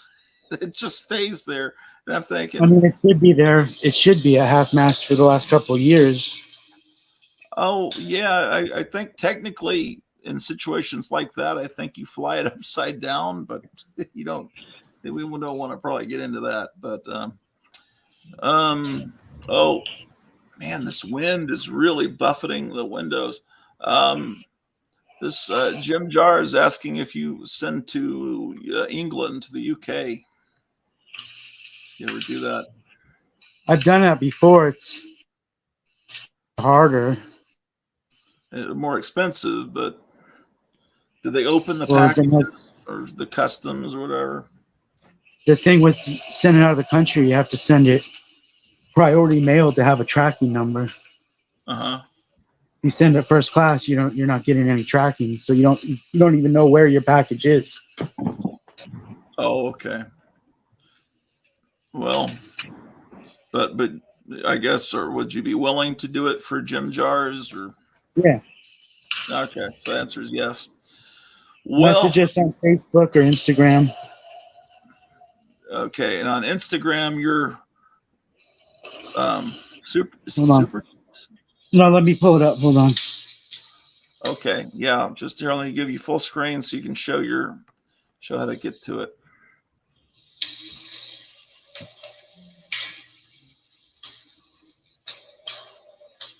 On Instagram, it's Gotham City Comics and collectibles. Yeah, I guess I normally talk to you on Instagram with your other account, which is, what is it, Super Toys? Yeah, that's just my personal one. Oh, that's your personal one. Okay, this is his business, so this is where you need to contact him. The other day I was being a prima donna and said, I'm not going to post on Instagram anymore. I don't know. Maybe I'll go back to it. It's just, but we'll see. For right now, I stare at the phone so long that I feel like I'm starting to go blind. So I just think. You could get blue blockers. I think, yeah, that's what I used to have. Some of that. My wife was telling me about that. And that's what it is. It's the blue light. It's the blue light that comes from the phone that messes up your eye. Yeah, I think that's what's happening to me, man. I don't know. I can't take it anymore. I feel like I'm a vampire. I can't. Even if you turn off your phones for like one day, you'll feel better. Yeah, I have the beginnings of cataracts, though. I don't know if that's possible to fix, but I'll ask my wife. She sometimes finds these mystical little cures, things you can eat or stuff. I don't know. Oh, he was asking me. He said, will you send to the UK gratu? I meant your DVDs gratu. Not, no offense, Kevin. Oh, I didn't. Oh, okay. I just thought we were talking about, will I send to England? I guess I could, but I don't know what it would cost, because I don't think I'd probably have to charge a little more. I'd have to look into it. Yeah, I didn't even think about that. I feel bad about that. Let me look into that. Yeah. And Stanley J. Kirby, I'm gonna have to send you 2 packages, because he ordered all 6 of the original ones, and I realized I can only fit 3 in a package, so I'm gonna have to send you 2 separate packages to get all 6 to you. Actually, he was wanting to get all 6. I said, but I'll give you 2 of them free, because he'd sent me all this cool stuff. Like he sent me like Deadly Hands, all these cool books for free as an AOK. So I said, hey, I need to start paying people back for all these AOKs. So I may start. It may be some of you guys that have sent me AOKs in the past may wind up getting some of these discs in the mail, because what do you record them on? Is it CDR? R's. I mean, that's all I. I found a box of CDRs. Yeah, I mean, I don't know if you can use them.